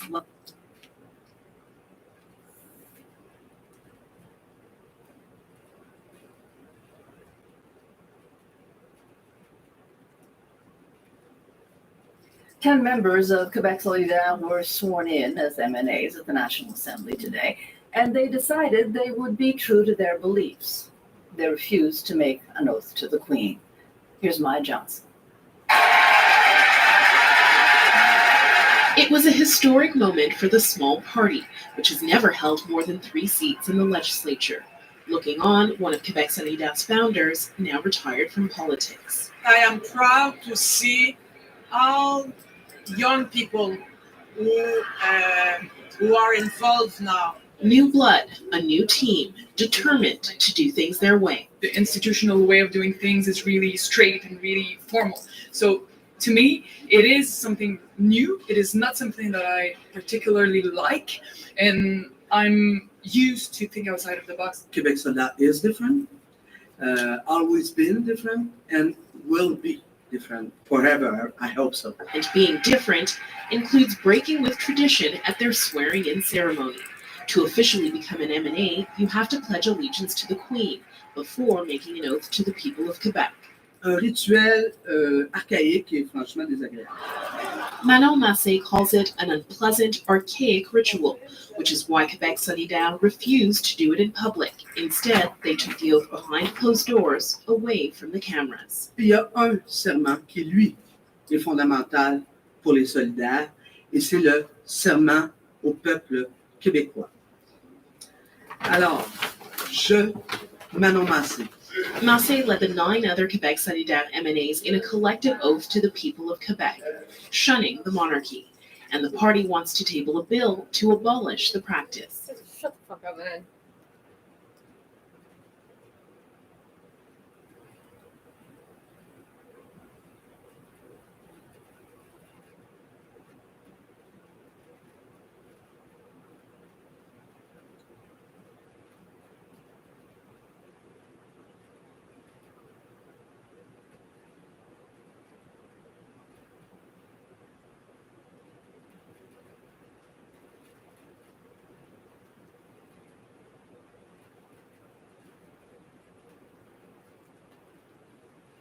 Nothing will change unless we have a request to the Quebec Human Rights Commission. The Native Women's Shelter of Montreal is requesting that the Quebec Human Rights and Youth Commission launch an inquiry into systemic racism in employment and services at Batshaw Youth and Family Services Center, responsible for the care of English-speaking youth in Montreal and Inuit children from Nunavik. They're alleging that Batshaw's practices are discriminatory towards Indigenous children and parents, including racial profiling. Yeah, I am at the Native Women's Shelter. We have a lot of children here, and the moms are still fearful. So ideally, we would get to a place where the moms know that when they have a conversation with the social worker, that it's going to be in a respectful manner, that there won't be racial profiling, that there, you know, that if the children need language, that it's something the social worker will say yes to. Last month, Nakuset of the Native Women's Shelter announced she was no longer working with Batshaw's management because of their refusal to correct practices that she considers to be systemic racism. In a Youth Protection Commission report released in May, grievances were documented, like a ban on Indigenous children and their mothers communicating in their mother tongue. All youth are allowed to speak in their language, maternal language, be it Spanish, be it Inuktitut, be it English, French. They're allowed. And what the CDPDGA asked us to do is really make sure that it's clearly indicated in all our procedures and our policies. One of the things that's really important for Indigenous children is and families is to provide culturally appropriate and safe services to them. And we know that that's not possible without having Indigenous people working with and within that institution. They're asking the Quebec Human Rights Commission to look into underrepresentation of Indigenous employees at Batshaw, accounting for just 1 Indigenous social worker. But representatives overseeing Batshaw say postings geared at Indigenous people have been up for a year with no success. We actually have one of our community partners, Makivik, that put up their hand, that is helping to recruit 2 liaison workers that would be from the Indigenous culture to be able to work for us with our teams, with our youth, and help with ensuring that our intervention plans with the youth are actually up to par in terms of cultural sensitivity and adaptation. Batshaw welcomes any inquiry from the Human Rights Commission, saying it provides an opportunity to respond to the allegations. The commission comes in, we'll definitely be pleased to explain to them and demonstrate them our action plans, the 20 actions that we've already taken in put in place. For example, it's been a long-standing issue that youth that come from up north to the south have difficulty accessing English education because of all of the documentation that's required. And so this has been a problem for like 20 years, 25 years. And I can happily report that this year all children are registered for the English school boards. That it's only if we go to this level do we get some kind of response. And I think that's really problematic. In Montreal, Alicia Rubertucci, City News.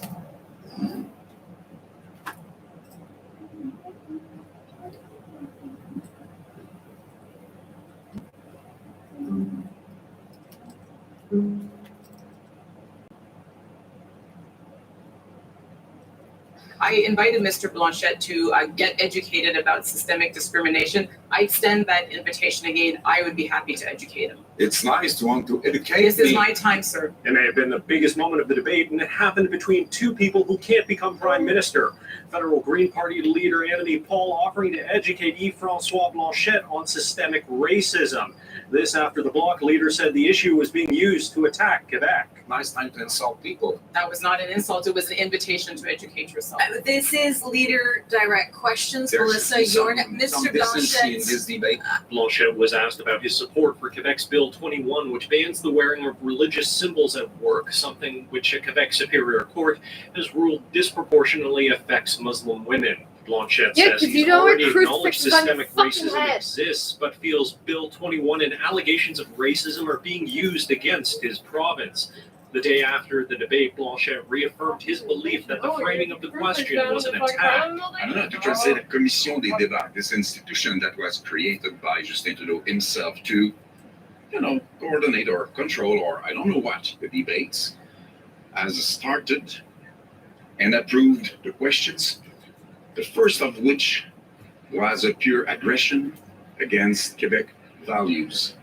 And again, religion has never protected equality for women within the state and never will. We are not the one working with discrimination in mind. There was a time when a majority of people did not believe in giving LGBTQ people their defending their human rights. There was a time when people thought that women shouldn't get the vote. There was a time where people didn't bat an eye at anti-Black racism.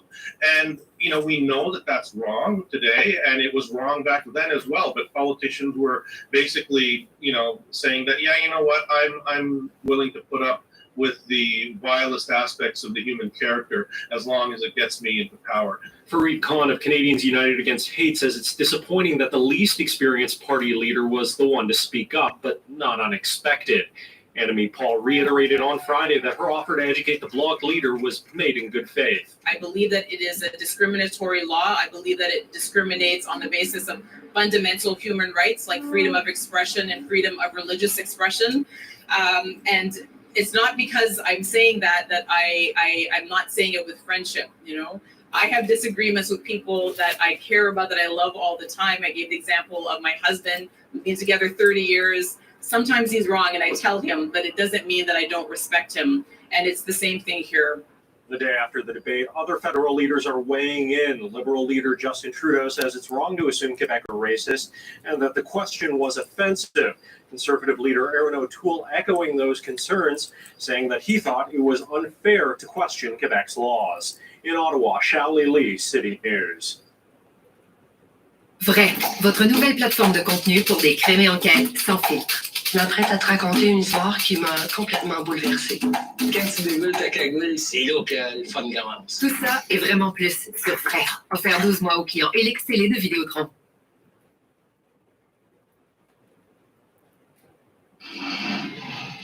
I was very surprised that somebody who's supposed to be the referee decided to be part of certain teams saying that those laws are discriminatory. So, holy moly, who knew what happened in the English language debate would have such reverberations in a big French-speaking part of this country? The battle for Quebec votes has been turned on its head. Organizers of last night's English debate are being accused of attacking the province during this question. To Bloc Québécois leader Yves-François Blanchet. For those outside the province, please help them understand why your party also supports these discriminatory laws. The question seems to imply the answer you want. Those laws are not about discrimination. They are about the values of Quebec. And yet religious minorities, sir, cannot progress if they wear their religious gear. Quebec is not recognized as a distinct society. It's been recognized as a nation. So again, fucking why what? the discriminatory Savages? laws Like- and support for it, sir? You may repeat as many times as you want, but Fucking those are feral discriminatory wild laws. We are dogs? saying that those are legitimate laws. Blanchet was visibly angry post-debate, arguing the question implied Quebecers are racist. Yep. Quebec's Premier François Legault then waded in today, demanding an apology and warning voters about their options come election day. Be careful. We have 3 leaders now that are proposing to get into Quebec jurisdiction. We have 3 leaders saying that they may oppose in court the Bill 21.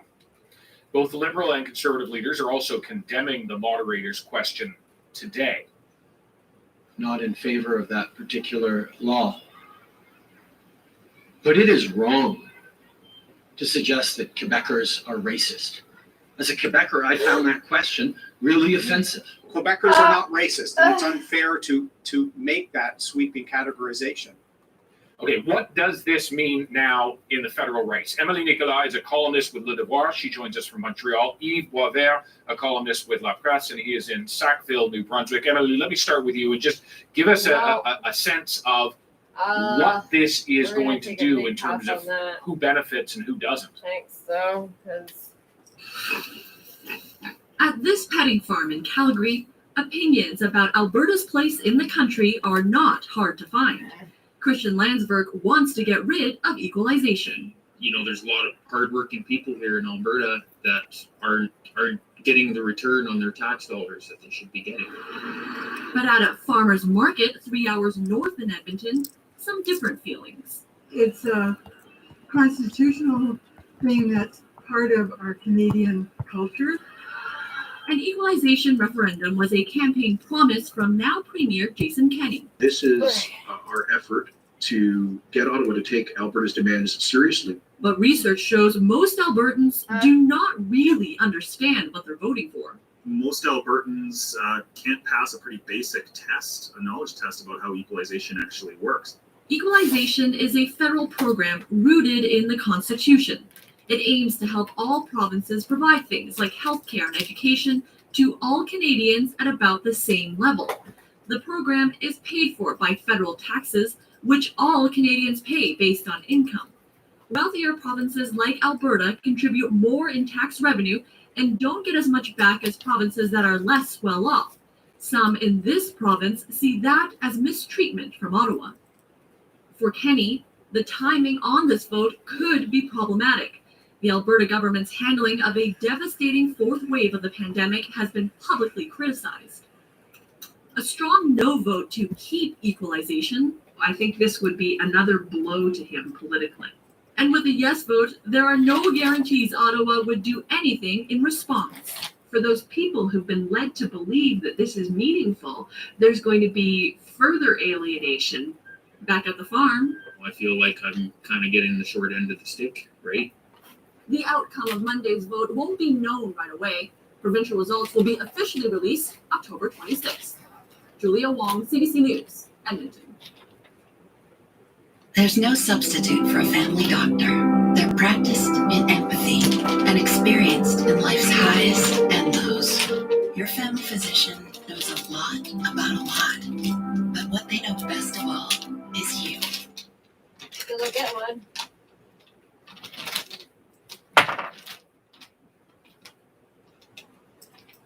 How many Canadians know of a very successful federal program implemented more than 6 decades ago that's been described as the glue that keeps the country together? I'm betting not very many, which is why we're going to spend part of tonight's program talking about it. The art of sharing. The Richer versus the Poorer Provinces Since Confederation is a new book about the equalization program, which ensures that the better off parts of Canada help the parts that are worse off. Author Mary Janigan has her doctorate in Canadian history, writes about public policy, and she joins us now from Mono Township, about an hour northwest of our studio. Mary, it's great to see you again. How you doing? I'm fine. Thank you for having me. Not at all. Well, let's start with that quote, because you're the one who describes equalization as the glue that keeps the country together. How so? It is a program that redistributes federal money to the poorer provinces so that they can provide whatever programs their citizens really need without desperately high taxes. In most instances, this means really better healthcare and education. It's vital. Mary, it was actually Louis Saint Laurent's government back in 1957 that brought in equalization. So tell us how you think over the 6+ decades that it's been in, how it's improved Canada. Because you're selling your own fucking product.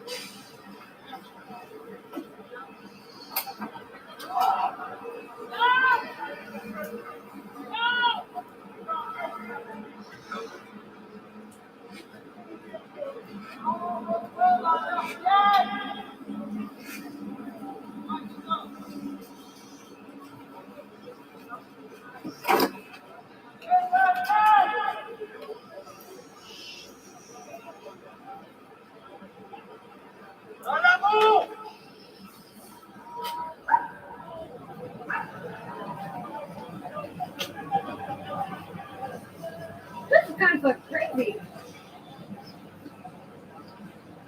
This is fucked up. This is super fucked up.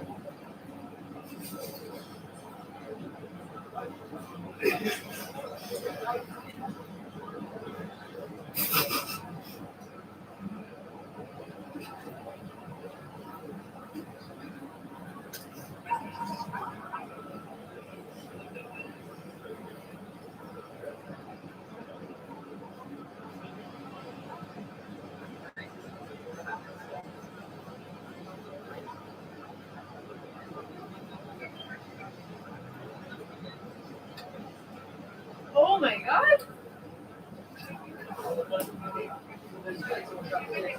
This is actually kind of really crazy.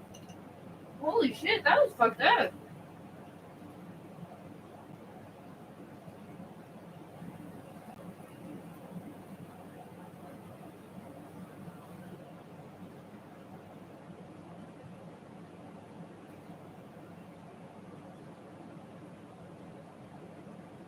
That's amazing.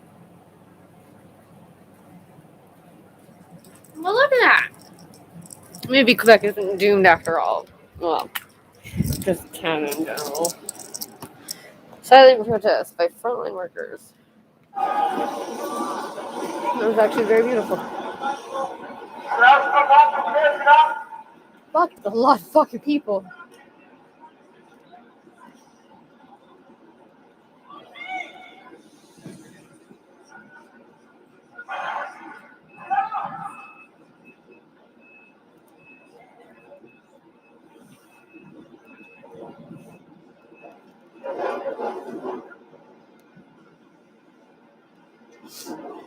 Wow.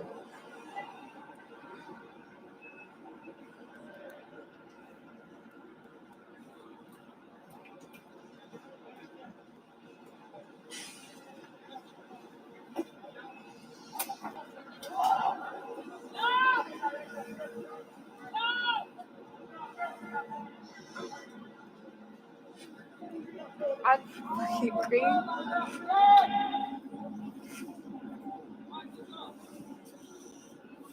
That's like firefighters and shit, EMTs, fucking city workers, cops.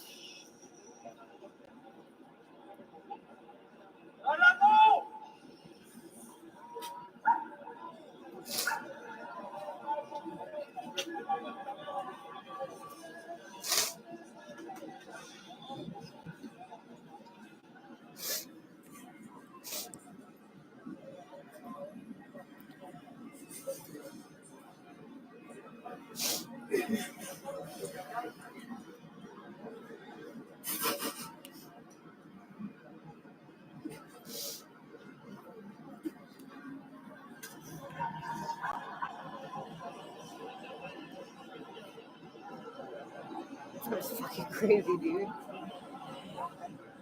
That is beautiful.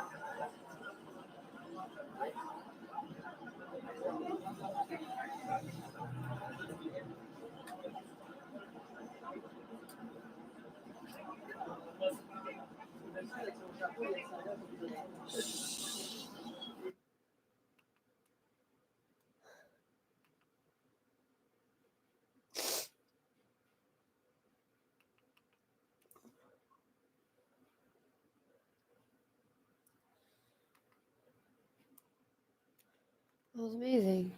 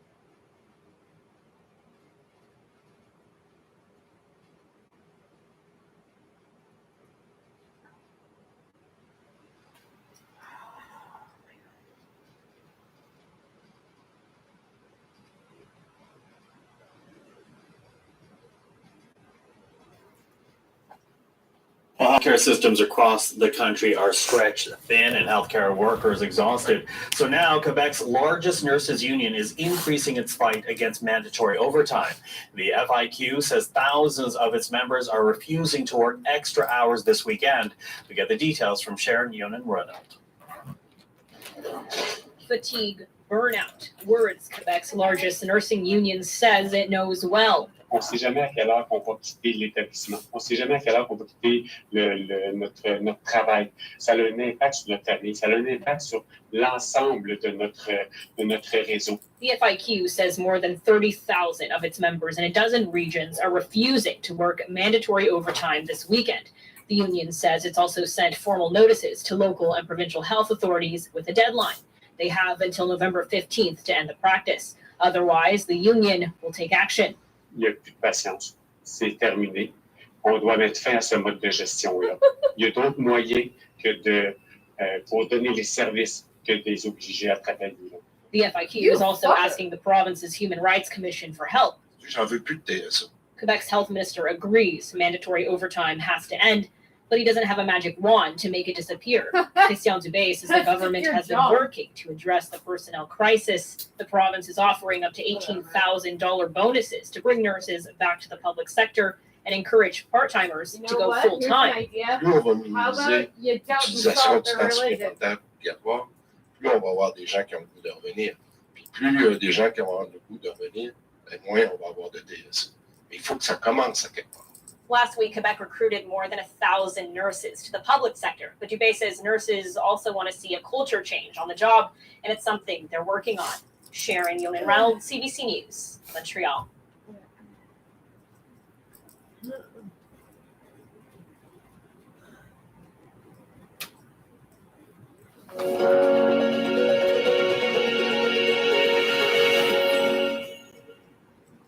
Nearing in on. Ryan, what's on your radar this morning?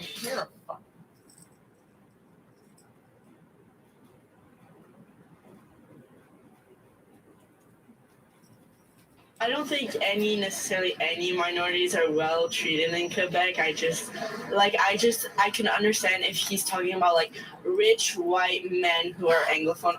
Canada's Francophone minorities dream of mastering so many institutions.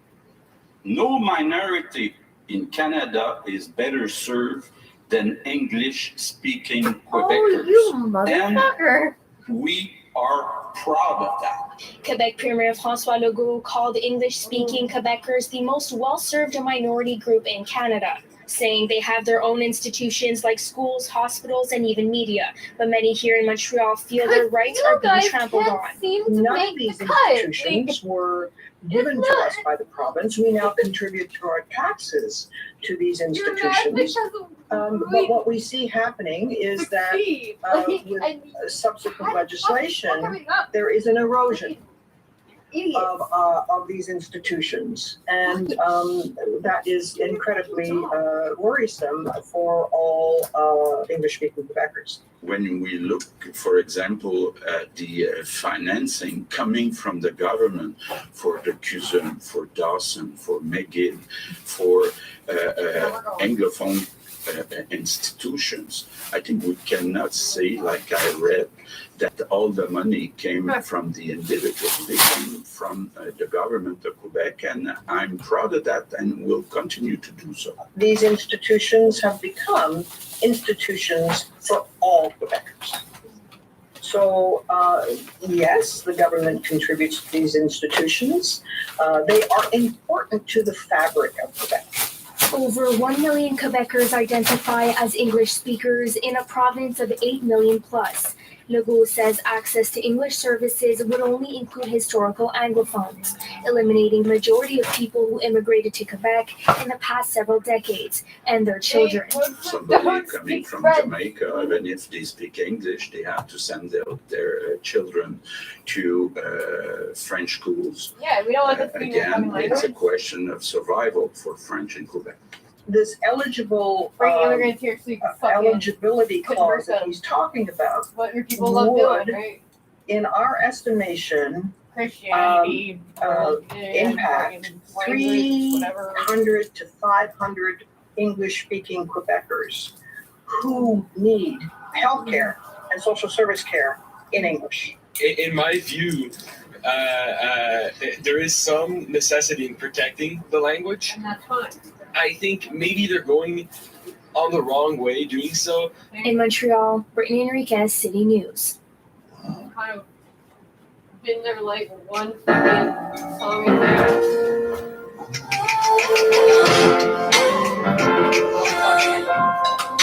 Or everybody makes it. Nobody cares.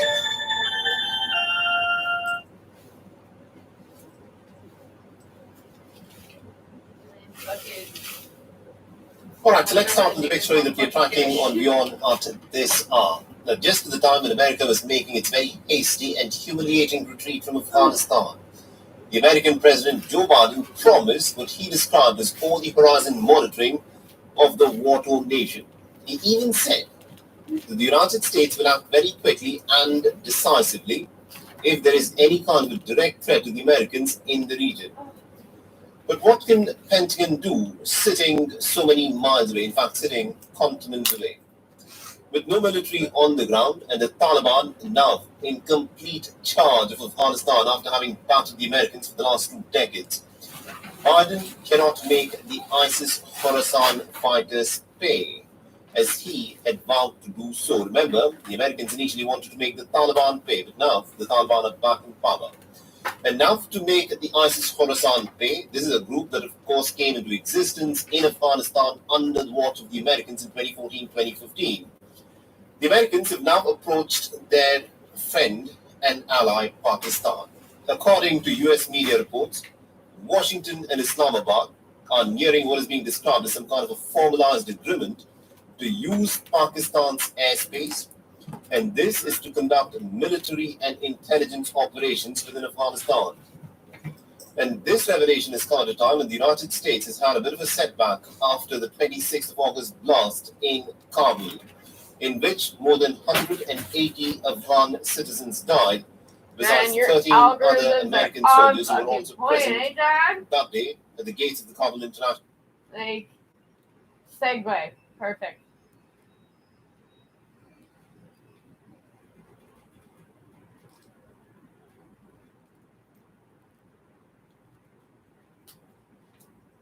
Libre entre les 4 murs d'une prison, avec une conscience claire, que de me retrouver à l'extérieur en respectant les mesures et en collaborant au mensonge. Non, je ne peux pas accepter ça.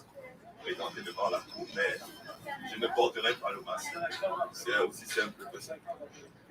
Donc, voilà. Je crois que c'est les quelques dernières minutes de liberté que je suis en train de profiter maintenant. Parce que bientôt, je vais aller en prison.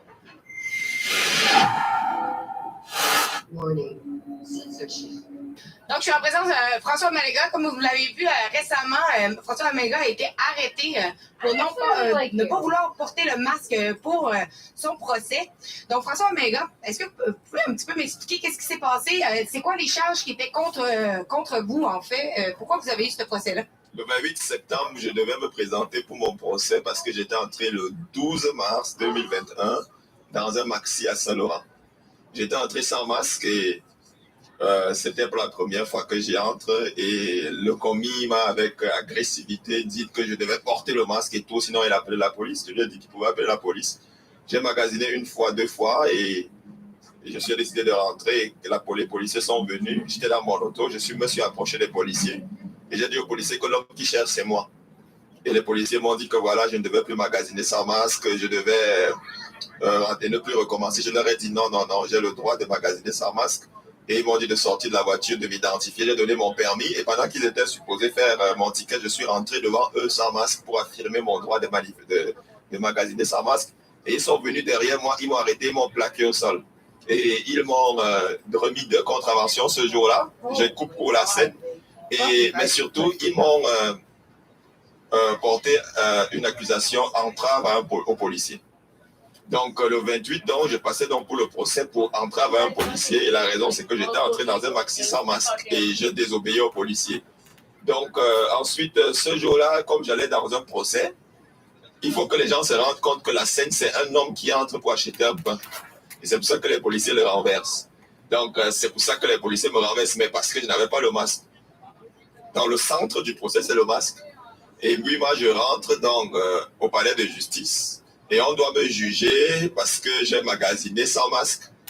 Mais le tribunal exige que pour entrer au tribunal, il faut porter le masque. Mais si un tribunal a déjà comme règle qu'il faut porter le masque, je pense que c'est déjà biaisé. J'ai dit que moi, je ne porte pas le masque. Je suis rentré. Quand je suis rentré à l'entrée, j'ai dit que j'avais une condition. C'est toujours ce que je dis. Je ne dis pas médical, je dis condition. Mais quand on me demande de développer, je dis que j'ai une condition de conscience. Donc en disant que j'ai une condition, tout court, je suis entré. Et j'ai passé même 1 heure devant la salle où je devais être jugé et les policiers, et à un moment donné, 2 agents de sécurité sont venus me faire sortir Et après, ils m'ont dit que quand le juge aura besoin de moi, ils vont m'appeler. Et après, ils sont revenus dire que le juge a dit que quand il va m'appeler, je dois entrer avec un masque. J'ai dit que non, je ne porte pas le masque. Et ils sont revenus une autre fois me dire que voilà, il y a un mandat d'arrêt contre moi parce que j'ai refusé de porter le masque. Donc c'est comme ça que je me retrouve le 28 entre les mains des policiers. Le mercredi, je passe la nuit de mardi à mercredi à la police. Le mercredi, je suis jugé. Maintenant, le jugement, ça n'avait plus rien à faire avec l'entrée. C'était plutôt, est-ce que je vais porter le masque pour entrer au tribunal? Donc c'était ça la question. Et j'ai dit que non, je ne vais jamais porter le masque. Et j'ai même dit à la juge que je suis déjà entré 2 fois dans un tribunal à Joliette et à la cour municipale sans masque. Donc ce que je demande, ce n'est pas quelque chose de nouveau, ça a déjà eu lieu. Finalement, la juge a dit que non, elle ne comprend pas bien. Ça s'est même d'abord bien passé. Après, elle m'a rappelé 1 heure. C'est là où je comprends que ces juges sont manipulés. Parce que dès que je lui explique ça, je lui dis que je suis déjà entré sans masque. Donc ce n'est pas la première fois, ce n'est pas une exception. Ça se passe très simplement. Le procureur ne dit pratiquement rien. Il a dit que je crois que c'est à 14h30 qu'on va donner le jugement. Mais 1 heure après, donc autour de 12h, on me rappelle pour continuer le jugement. Et là, maintenant, la juge dit que recommence à parler. Et le procureur, qui jusque-là n'avait rien dit, dit que je dois respecter la mesure. Donc, tu sentais qu'on avait comme donné des instructions. Et puis la juge, à un moment donné, à 14h30, à l'heure du verdict, dit que non, elle ne comprend pas bien. On va me rejuger jeudi. Et là, on me déplace de la police à Bordeaux. Je me retrouve donc à Bordeaux et Bordeaux donc elle rend son verdict que je dois porter le masque, je dois respecter les mesures sanitaires et que mon jugement aura lieu vendredi. Maintenant le jugement pour entrave et que on va me déplacer jusqu'à la cour municipale, mais que là je suis détenu durant tout le procès. Donc c'est comme ça que mon procès a lieu vendredi. Il ne finit pas, il continue mardi. Parce que c'est moi qui ai accepté. Mais je passe donc plusieurs jours en prison. Wow. Mais ça ne me dérange pas. Mais même en prison, le juge était totalement... Le vendredi, il était libre. Mais je me suis rendu compte qu'entre-temps, on lui avait tapé sur les doigts. Le juge mardi, c'était un autre juge complètement. Et là, vous avez repassé en cours et tout. Mais comment ça s'est passé puisque vous ne vouliez pas porter le masque? Oui, quand les policiers ont respecté ça, quand j'étais au poste de police, ils ne me dérangeaient pas avec le masque. Mais quand je suis arrivé à la prison de Bordeaux, ils ont dit que tu dois porter. Je leur ai dit je ne porte pas. Je suis ici parce que je ne veux pas porter le masque. Donc c'est pas ici que je vais le porter. Ils m'ont mis les menottes et ils me mettaient un masque anti-crachat. Donc chaque fois que je me déplaçais à Bordeaux, j'avais un masque anti-crachat qu'ils me mettaient de force. Et quand j'étais au tribunal, ils me menottaient, mais je n'ai pas mis le masque. Donc j'entrais à la salle d'audience sans masque, je me déplaçais sans masque avec 2 policiers. Donc quand vous avez été Try to find jugé, reasons to fucking. Ils m'ont reconnu coupable d'entrave à la police. Ils m'ont donné à peu près 5 conditions. Les 2 premières conditions, c'était que je dois garder la paix. La deuxième condition, c'est que je dois avoir une bonne conduite. La troisième condition, c'est que chaque fois qu'on me convoque au tribunal, je dois me présenter. La quatrième condition, c'est que je dois, chaque fois que je change d'adresse, je dois signaler. Et une 5e condition, c'est que je ne dois pas me présenter au Maxi Saint-Laurent. Donc, il y a des conditions simples comme celle de ne pas me présenter au Maxi Saint-Laurent. Et puis, il y a l'autre condition qui consiste à... je vais pas aller au Maxi Saint-Laurent juste parce que je ne voudrais pas que ça ressemble à une provocation. Parce que mon combat, ce n'est pas le Maxi Saint-Laurent. Donc, ça, c'est simple, c'est pas difficile. Le fait de me présenter au tribunal, ça, qu'on m'ait condamné ou pas, si je suis convoqué au tribunal, je vais me le présenter. Donc, ça, c'est pas un problème. Et le fait de changer d'adresse, c'est peut-être ça une condition contraignante, mais c'est pas grave parce que je ne sais pas comme si je change des adresses chaque semaine. Donc, c'est pas compliqué de dire que je vais changer d'adresse tel au prochain mois. Et cette probation-là, c'est pour 365 jours, donc 1 an depuis la date du procès. Donc, ça veut dire que je suis comme en probation jusqu'au 6 octobre 2022. Et les seules choses qui Cameron sont abandoned me for the day. I don't want to go fishing. C'est pas comment ils vont interpréter I'm ça. tired of cleaning. Mais dans tous les cas, ça ne va pas m'empêcher de continuer mon travail qui consiste à lutter contre les mesures sanitaires. Et c'est quand tout ça sera à terre que je vais songer à recommencer une vie normale. Parce que dans tous les cas, nous ne vivons pas une vie normale. I'm tired of Je vais cleaning. continuer à magasiner sans masque. Chaque fois que je suis convoqué au tribunal, je vais continuer à me présenter sans masque. Je vais continuer à manifester comme aujourd'hui. Je vais continuer à manifester devant les écoles à moins de 50 mètres, à parler aux enfants. Je vais continuer à aller devant les hôpitaux. En fait, rien ne va changer. Et pourquoi vous le faites, ce mouvement-là pour la liberté? C'est très grave ce qui est en train de se passer actuellement au Québec et dans le monde. on impose des mesures sanitaires qui n'ont aucune base scientifique. Il n'y a aucun débat public et c'est de l'intimidation partout. Et il y a beaucoup de personnes qui en souffrent. Il y a des enfants qui passent les années les plus fragiles et les plus importantes de leur vie distanciés, masqués, et on veut bientôt les vacciner de force, qui n'ont pas la possibilité de rencontrer les gens comme ils veulent. Des enfants à qui on a inculqué la peur du virus. Un enfant de 7 ans qui ne peut pas faire un câlin à un autre enfant ou bien à une personne parce qu'il a peur des virus. Il y a des dommages, les gens dans les CHSLD sont morts. Il y a les enquêtes du CHSLD Héron qui montrent que les gens sont morts de maltraitance et ça continue. Il y a l'économie qui est complètement ruinée, détruite là, et les restaurants qui ferment, qui n'ouvriront plus. Il y a beaucoup de dommages. Il y a le passeport sanitaire qui sépare la société. Et ce que les gens ne savent pas, c'est que les milieux où le passeport sanitaire sera exigé vont aller en augmentant. Donc finalement, la ségrégation est instaurée. Mais quand on connaît leur projet, on sait que ça va aller beaucoup plus loin que ça. Ils veulent réduire la population du monde et c'est en train d'arriver avec les vaccins qui ont beaucoup d'effets secondaires. On ne peut donc à aucun moment s'arrêter parce que la société ne sera plus comme avant. Et ça se voit actuellement, c'est en train de se transformer. Donc pourquoi est-ce que je peux m'arrêter? Je ne peux pas m'arrêter. Moi, j'enseignais à Jean de Brébeuf. Je n'étais pas sous appel. Je n'avais pas un contrat. J'étais professeur permanent. J'étais permanent à Brébeuf. Mais le problème, c'est que sur le plan personnel, je pouvais dire que je n'ai pas de problème, mais c'est parce que je sais là où ils s'en vont que j'ai compris que ça ne suffisait pas de me satisfaire dans mon petit coin, mais je devais me tenir droit debout. Et le problème, c'est que ça ne se passe pas seulement au Québec. Parce que c'était seulement au Québec, on pouvait se dire qu'on s'éloigne pour aller combattre de l'extérieur, mais ça se passe comme ça dans le monde entier. Et on va réussir quand dans le monde entier, les gens vont se tenir debout et vont dire que non à la tyrannie. C'est un petit groupe de personnes. Ils n'ont pas le pouvoir qu'ils prétendent avoir. Ils ne l'ont pas. C'est nous qui leur donnons le pouvoir en ayant peur. Si les policiers cessent d'obéir, ça ne va pas marcher. Donc c'est pour ça que moi je me tiens et personnellement, je ne vais pas rentrer dans leur monde vivant. Donc je vais me tenir droit jusqu'à la fin. Et c'est tout admirable pour vous parce que vous êtes prêt à perdre votre liberté pour essayer de combattre pour la liberté des autres. Je me sens libre entre les 4 murs d'une prison avec une conscience claire que de me retrouver à l'extérieur en respectant les mesures et en collaborant au mensonge. Non, je ne peux pas accepter ça. En tout cas, merci beaucoup pour votre temps. Puis merci de nous avoir expliqué qu'est-ce qui vous était arrivé, puisqu'on n'était pas trop sûr, puisque vous aviez été arrêté avant même qu'on puisse savoir qu'est-ce qui s'était passé avec vous. Donc, je vous remercie. Merci, Alexa.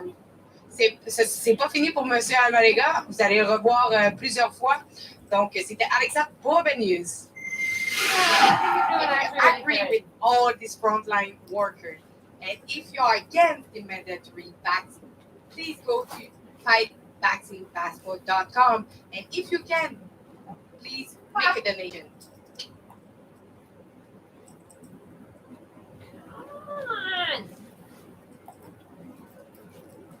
Cashew is full of grains, seeds, nuts made with simple natural ingredients, full of life. Cashew.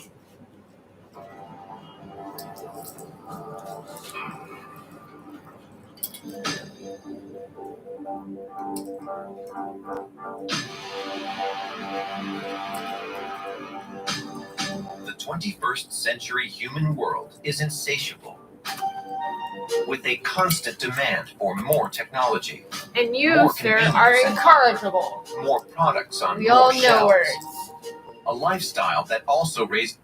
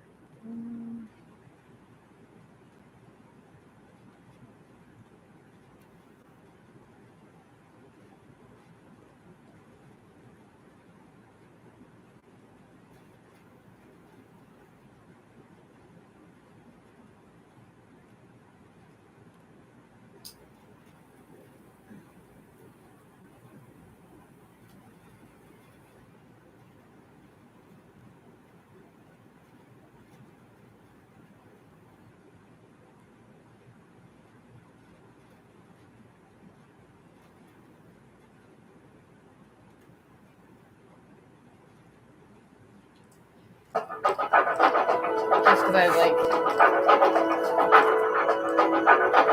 yeah. So that's why they didn't take it down. Because it's fucking really just text. It's fucking bullshit.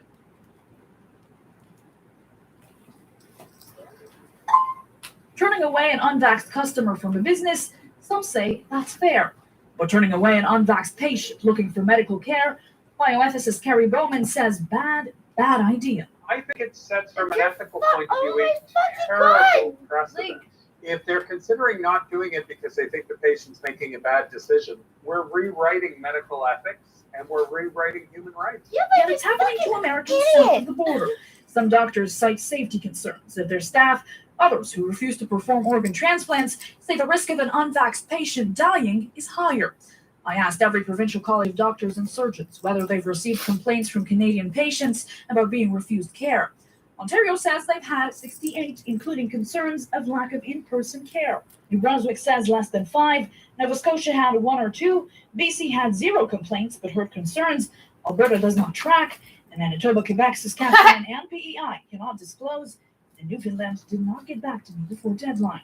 In an email, the national organization representing Canada's medical regulators told me that canceling a surgery for a patient's welfare would be a clinical decision made by that healthcare provider.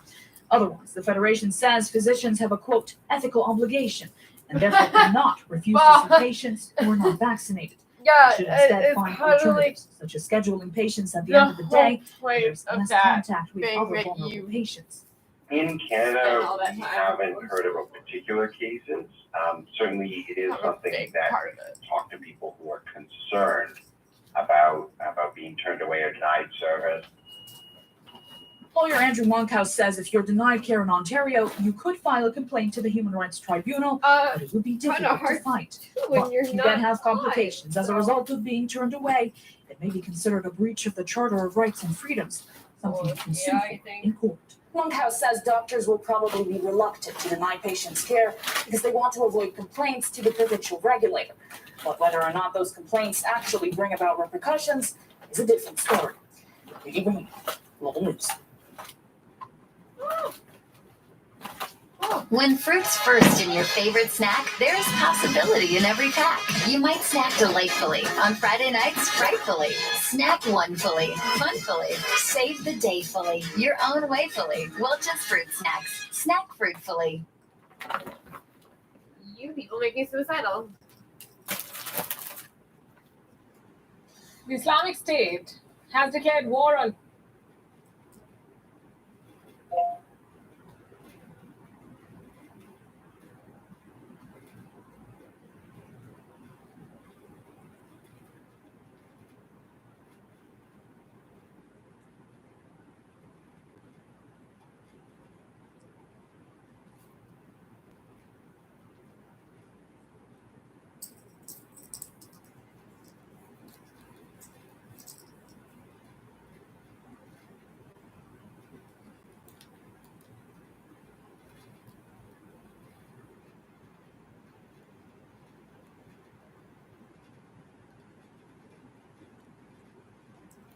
Quebec is a unique place. It's a vast, densely populated French-speaking. Whoa.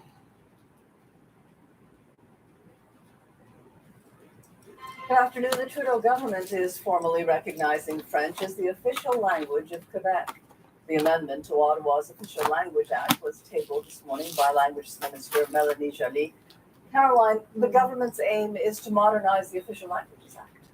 Yes, it is now 50 years old, Mitsumi, and not only does it make French the official language of Quebec, but it will seek to put French and English on an equal footing throughout the country. Bill C-32, which was tabled by Joly this morning, will give what she called the federal government all the tools at its disposal to protect French, not only in Quebec, but across the country. So federally chartered companies such as banks, telecom, and transport companies with 25 employees or more in Quebec will have to offer French services if they didn't already under Quebec's Bill 101 within 3 years, and those with Good 50 luck employees trying or to more find outside one. Quebec will have to do the same within That would 5 be years. literally, All it would be federally like government a services gift from or all God. federal It government would be a services, I should say, miracle must if you could find provide anything that is like also the not rights to work already and be put served in in French. Although most already are, all Supreme Court justices must also be bilingual. Any retiring justices will be replaced by those that can preside on the bench in both official languages. And the federal government will also seek to attract more French-speaking immigrants from outside Quebec. The overall goal is to get more Canadians to be able to speak both official languages. Here's the minister. In short, with this bill, our goal is to bring the Official Languages Act into the 21st century. It will reflect the language realities of all of Canada and provide our children with a world of possibility. Once it becomes law, more Francophones will be able to work and live in French. More English speakers, more English-speaking parents will be able to send their kids to French immersion. And more official language minority communities will not only survive, but thrive. Now, the bill will also seek to be aligned with the Indigenous Languages Act, which is adopted by the Liberals in 2019, which Jolie said she herself worked on, and was created to protect 90 Indigenous languages in this country that also need support. Of course, the question was asked about how English in Quebec would be protected. She was asked that, and Jolie said she had had already several conversations with the Quebec Community Groups Network about that, and the government has assured them that the government will uphold its constitutional duty to ensure English speakers in Quebec are well protected and have access to the Court Challenges program to defend themselves before the courts. Now, this morning, Bloc leader Yves-François Blanchet said that this is all a pre-election move by the Liberals because the parties won't have time to study and debate it, given the spring session of Parliament is closing soon, and the government is expected to adopt this rapidly in the fall. Quebec's minister responsible for the French language, Simon Jolin Barrette, also said he needed more time to study it, but here's what he had to say so far. One thing for sure, we are always open to collaborate, but that's an historical responsibility for the Quebec government to be sure to protect and to promote French. And that's what we did with Bill 96, and we will go with Bill 96. And the really important thing, if for the language here in Quebec, the bill that needs to apply, it's the Quebec legislation. So we will have some discussion with the federal government, but Quebec government is really clear. The bill that apply is Bill 96 when it will be adopted. And we will speak to the QCGN, and we will have much more reaction to the federal bill, Bill C-32, later on in the day, Mitsumi. Thanks very much, Cal. With Square, all sides of your business work together.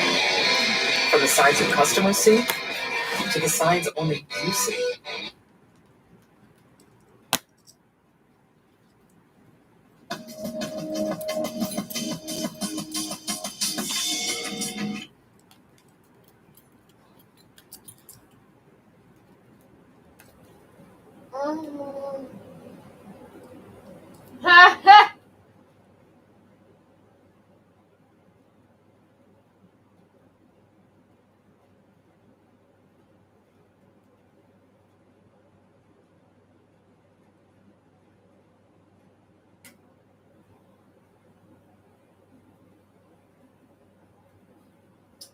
Hang on.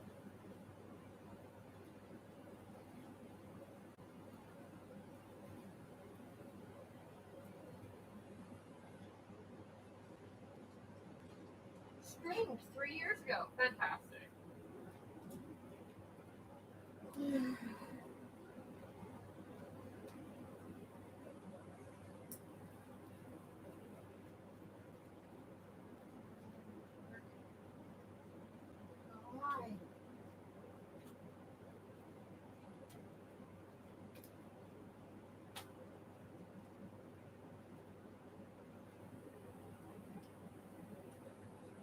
You have a higher percentage of needs in Montreal, and then they are transferred, family doctors have been transferred to the Montérégie, and you have many M&As of the CQ Montérégie, and the health minister, the seat is there. We're going far if we go in that direction. It's really hard to understand as a decision when you see that Montreal is not served the same way Montérégie is, doesn't have the same level of services, and they decide to take people from Montreal to support Montérégie. they have to give an explanation. There is no logical explanation to me. And Mr. Dubé has the responsibility to provide services in a equitable manner to the population. So it's problematic. Problematic. Problematic. Only my fucking bosses. When I fucked up, they'd just be like, well, that was problematic. Thank you for subscribing to Box. There are a million of you. This is insane. I cannot believe there are 3 million. That's 1, 2, 3, 4 million. I got to believe this out there.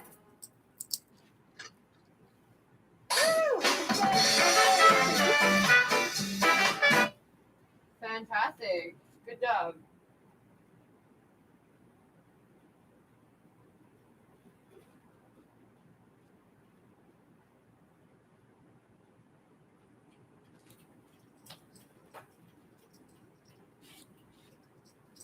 Aww.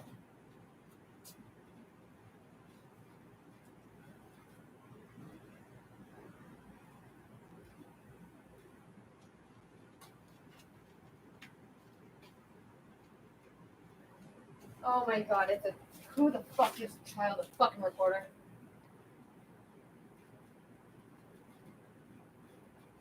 This is so stupid.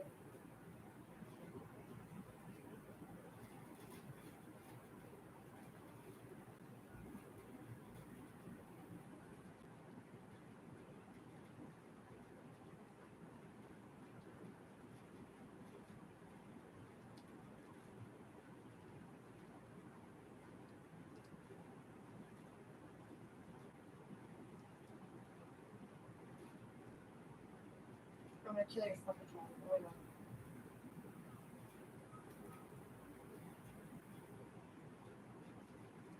This is so dumb.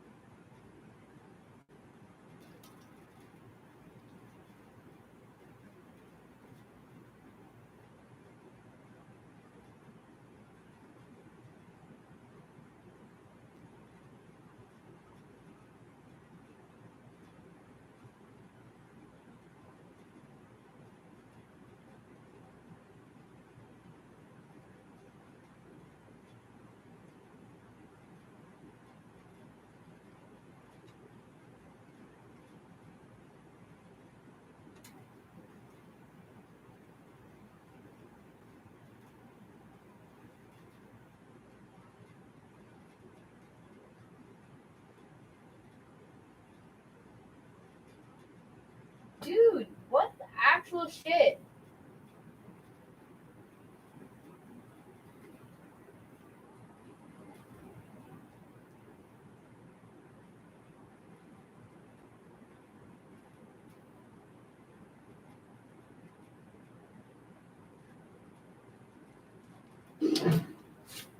Karine, c'était une personne très, très généreuse qui avait une passion dans la vie, c'était la médecine. This is Dr. Karine Zion, the young mother working tirelessly amid the ongoing pandemic. Her family says the stress and pressure of COVID-19 pushed her to take her own life. The 35-year-old leaving behind a 7-year-old son and husband. Now, they and others in the medical community have a message. This cannot continue to go on. Something has to be done to alleviate the pressure on healthcare workers and prevent the system from crumbling. Au travail avec la COVID. Work had become something she was no longer passionate about because with COVID-19, treatment had become less about the human aspect. our health workers who work in emergency departments, intensive care units, hospitals, long-term care, and the community have been dealing with immense stress, mental stress, distress, turmoil, grief, and loss. And there's not a lot of time for people to really reflect on that loss. Hospitals are starting to reach maximum capacity. 56 more patients added Monday, over 1,400 total, meaning more work for healthcare workers, and some say it will only get worse. This could have been the iceberg, the tip of the iceberg for her. And she just couldn't handle it. And our system is already designed and needs work. Our healthcare system is already in a situation where it needs work. And she has to work on a system that is already broken, and we're breaking it even more. The entire healthcare community across Canada still is in a state of shock hearing about Dr. Dion's death and the fact that one of our colleagues in the healthcare community would die by suicide due to the distress that she was facing on the front lines of this pandemic. We talk a lot about, wellness in healthcare. We talk a very good game, but we don't do a lot. Dr. Dion took on this pandemic hopeful that she could provide good care and support. She even created a Facebook group called Bien-être et Résilience to help keep the spirits up of other healthcare workers in the eastern townships. But in September, when the second wave hit the province, she began to lose hope.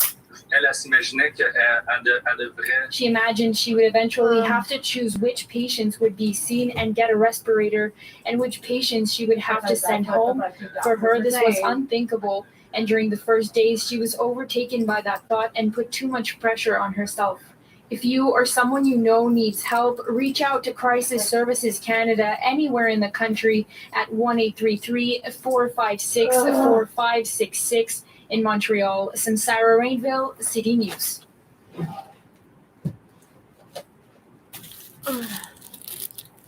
I will be eternally grateful.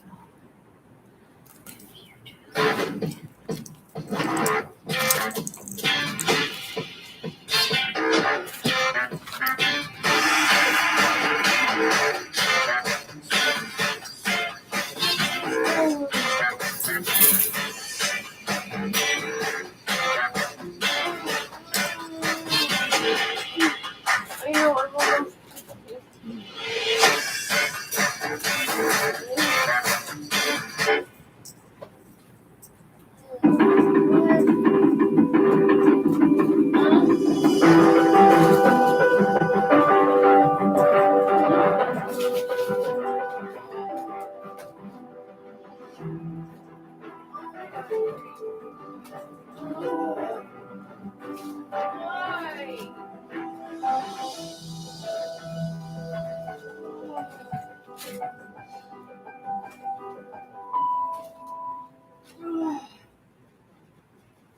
Vaccine distribution is slowly starting to ramp up in Ontario, with a current focus on frontline workers and long-term care homes.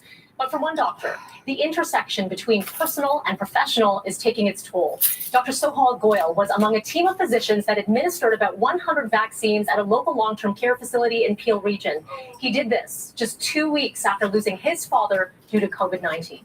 My father was admitted on October 30th for a non-COVID related condition, and he was about to be discharged on December 16th.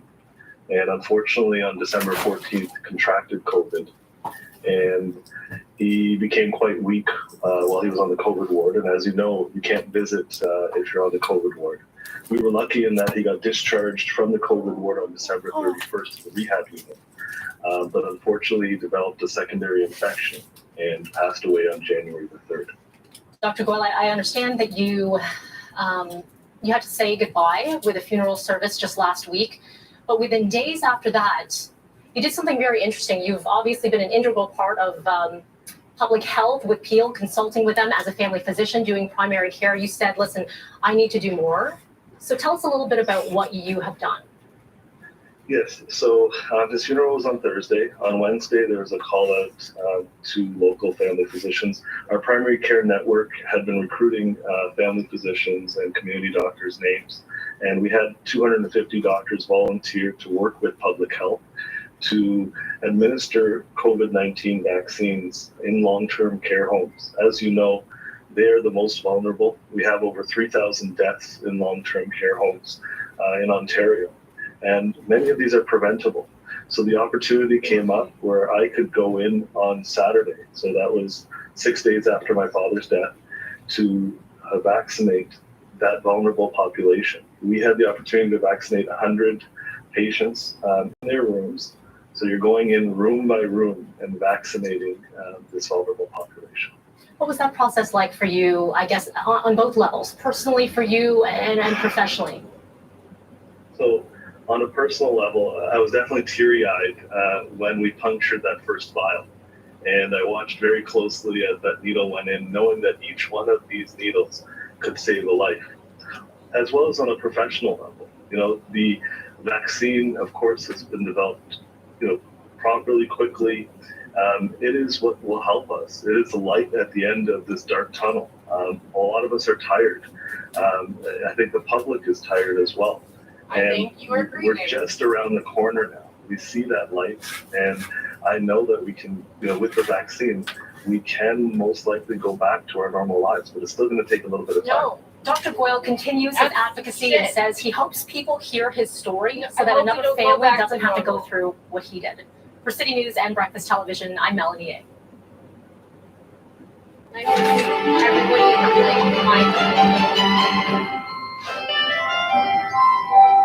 We're continuing our Discover Canada series to get you excited about traveling right here in the country. We've teamed up with Destination Canada to feature each and every province and territory. And today, we're heading to the Yukon to learn about some of the top attractions. Please go back yourself, sir.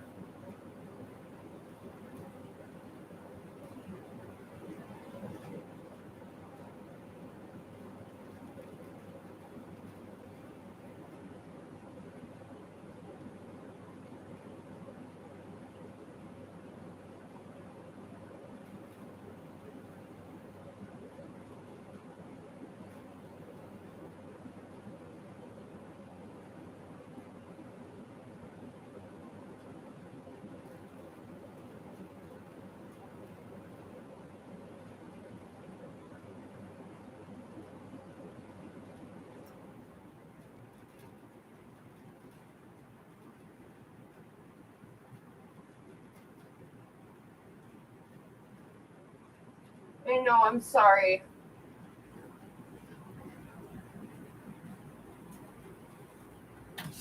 Canadians are heading to the polls today. Prime Minister Justin Trudeau's decision to call a snap election several weeks ago could backfire. He's facing a significant challenge from Conservative Erin O'Toole. Now, Trudeau is hoping to use his handling of the pandemic and COVID-19 vaccine rollout to help him win.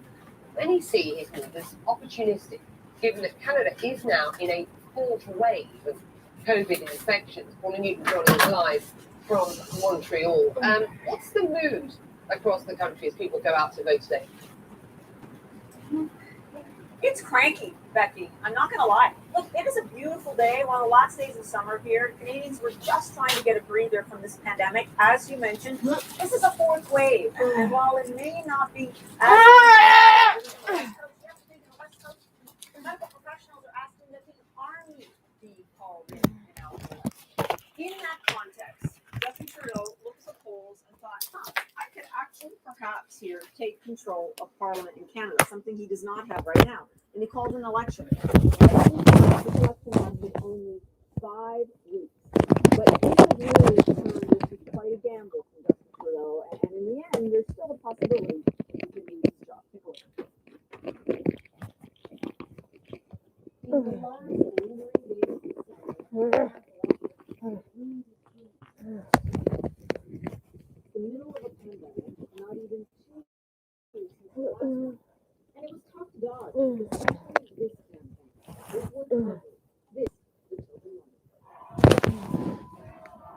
Protesters, many of them